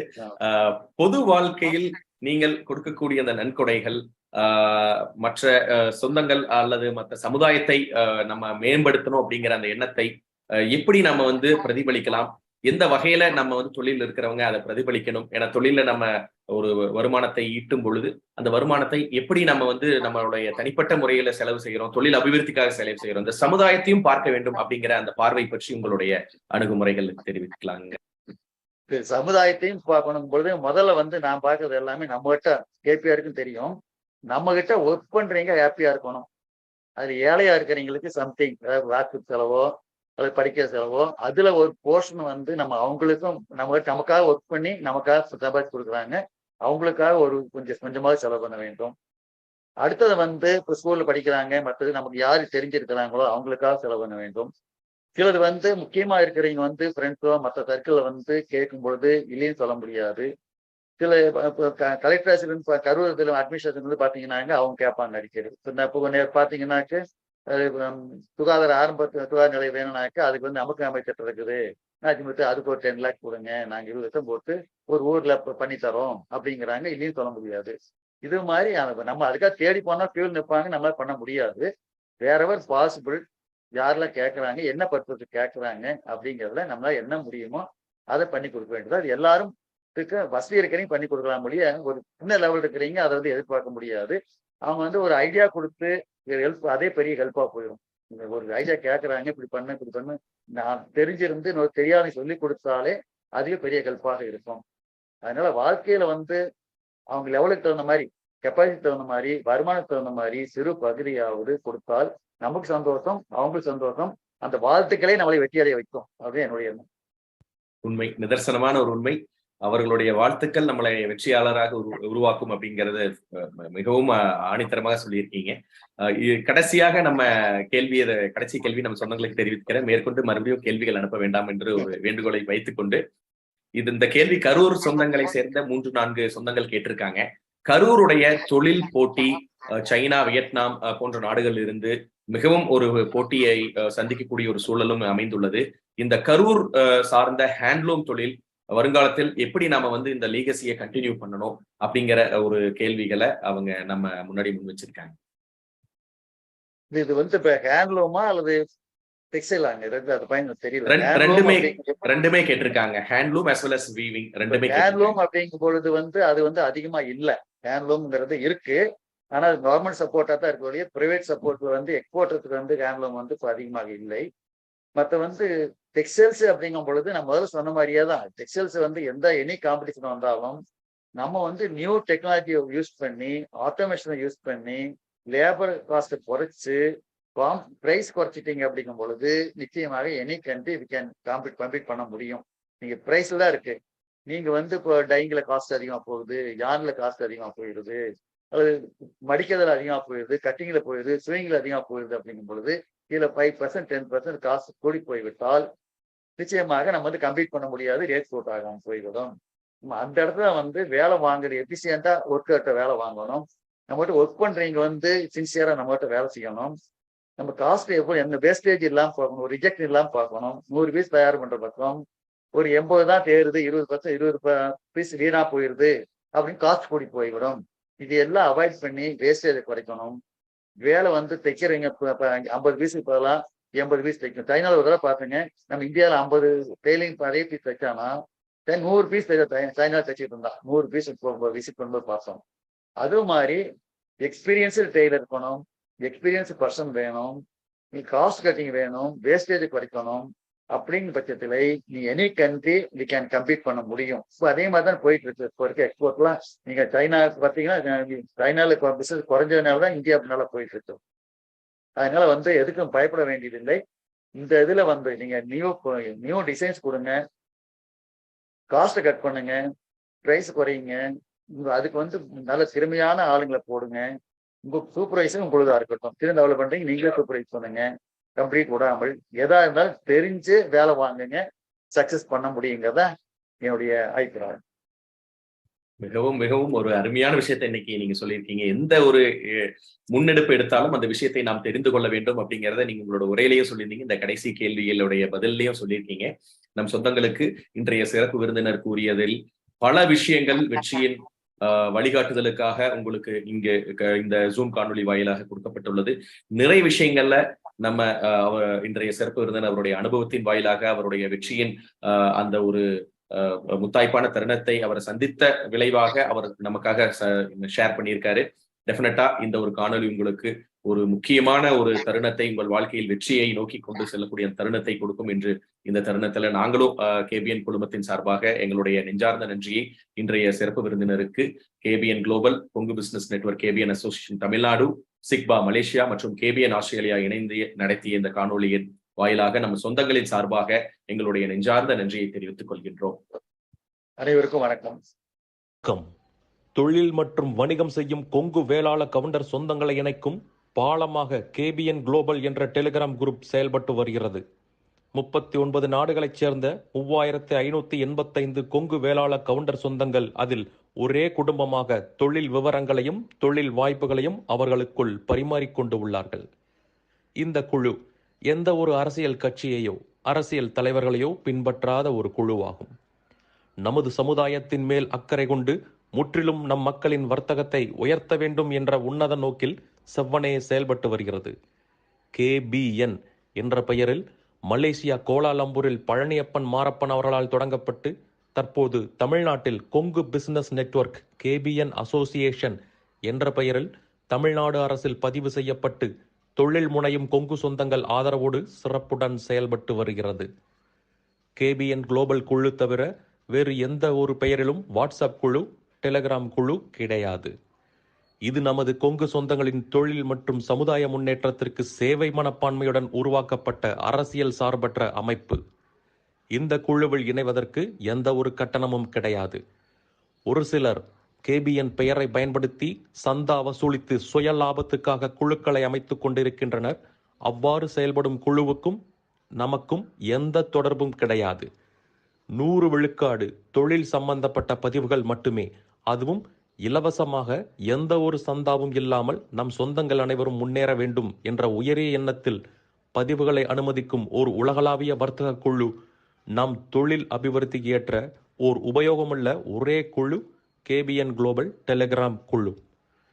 சொந்தங்களுக்கு இது குறித்து சந்தேகங்கள் இருந்தால் +60 13299144 +6 0 13 2999144 என்ற அலைபேசி எண்ணில் வாட்ஸ்அப் குறுஞ்செய்தி அனுப்பலாம்.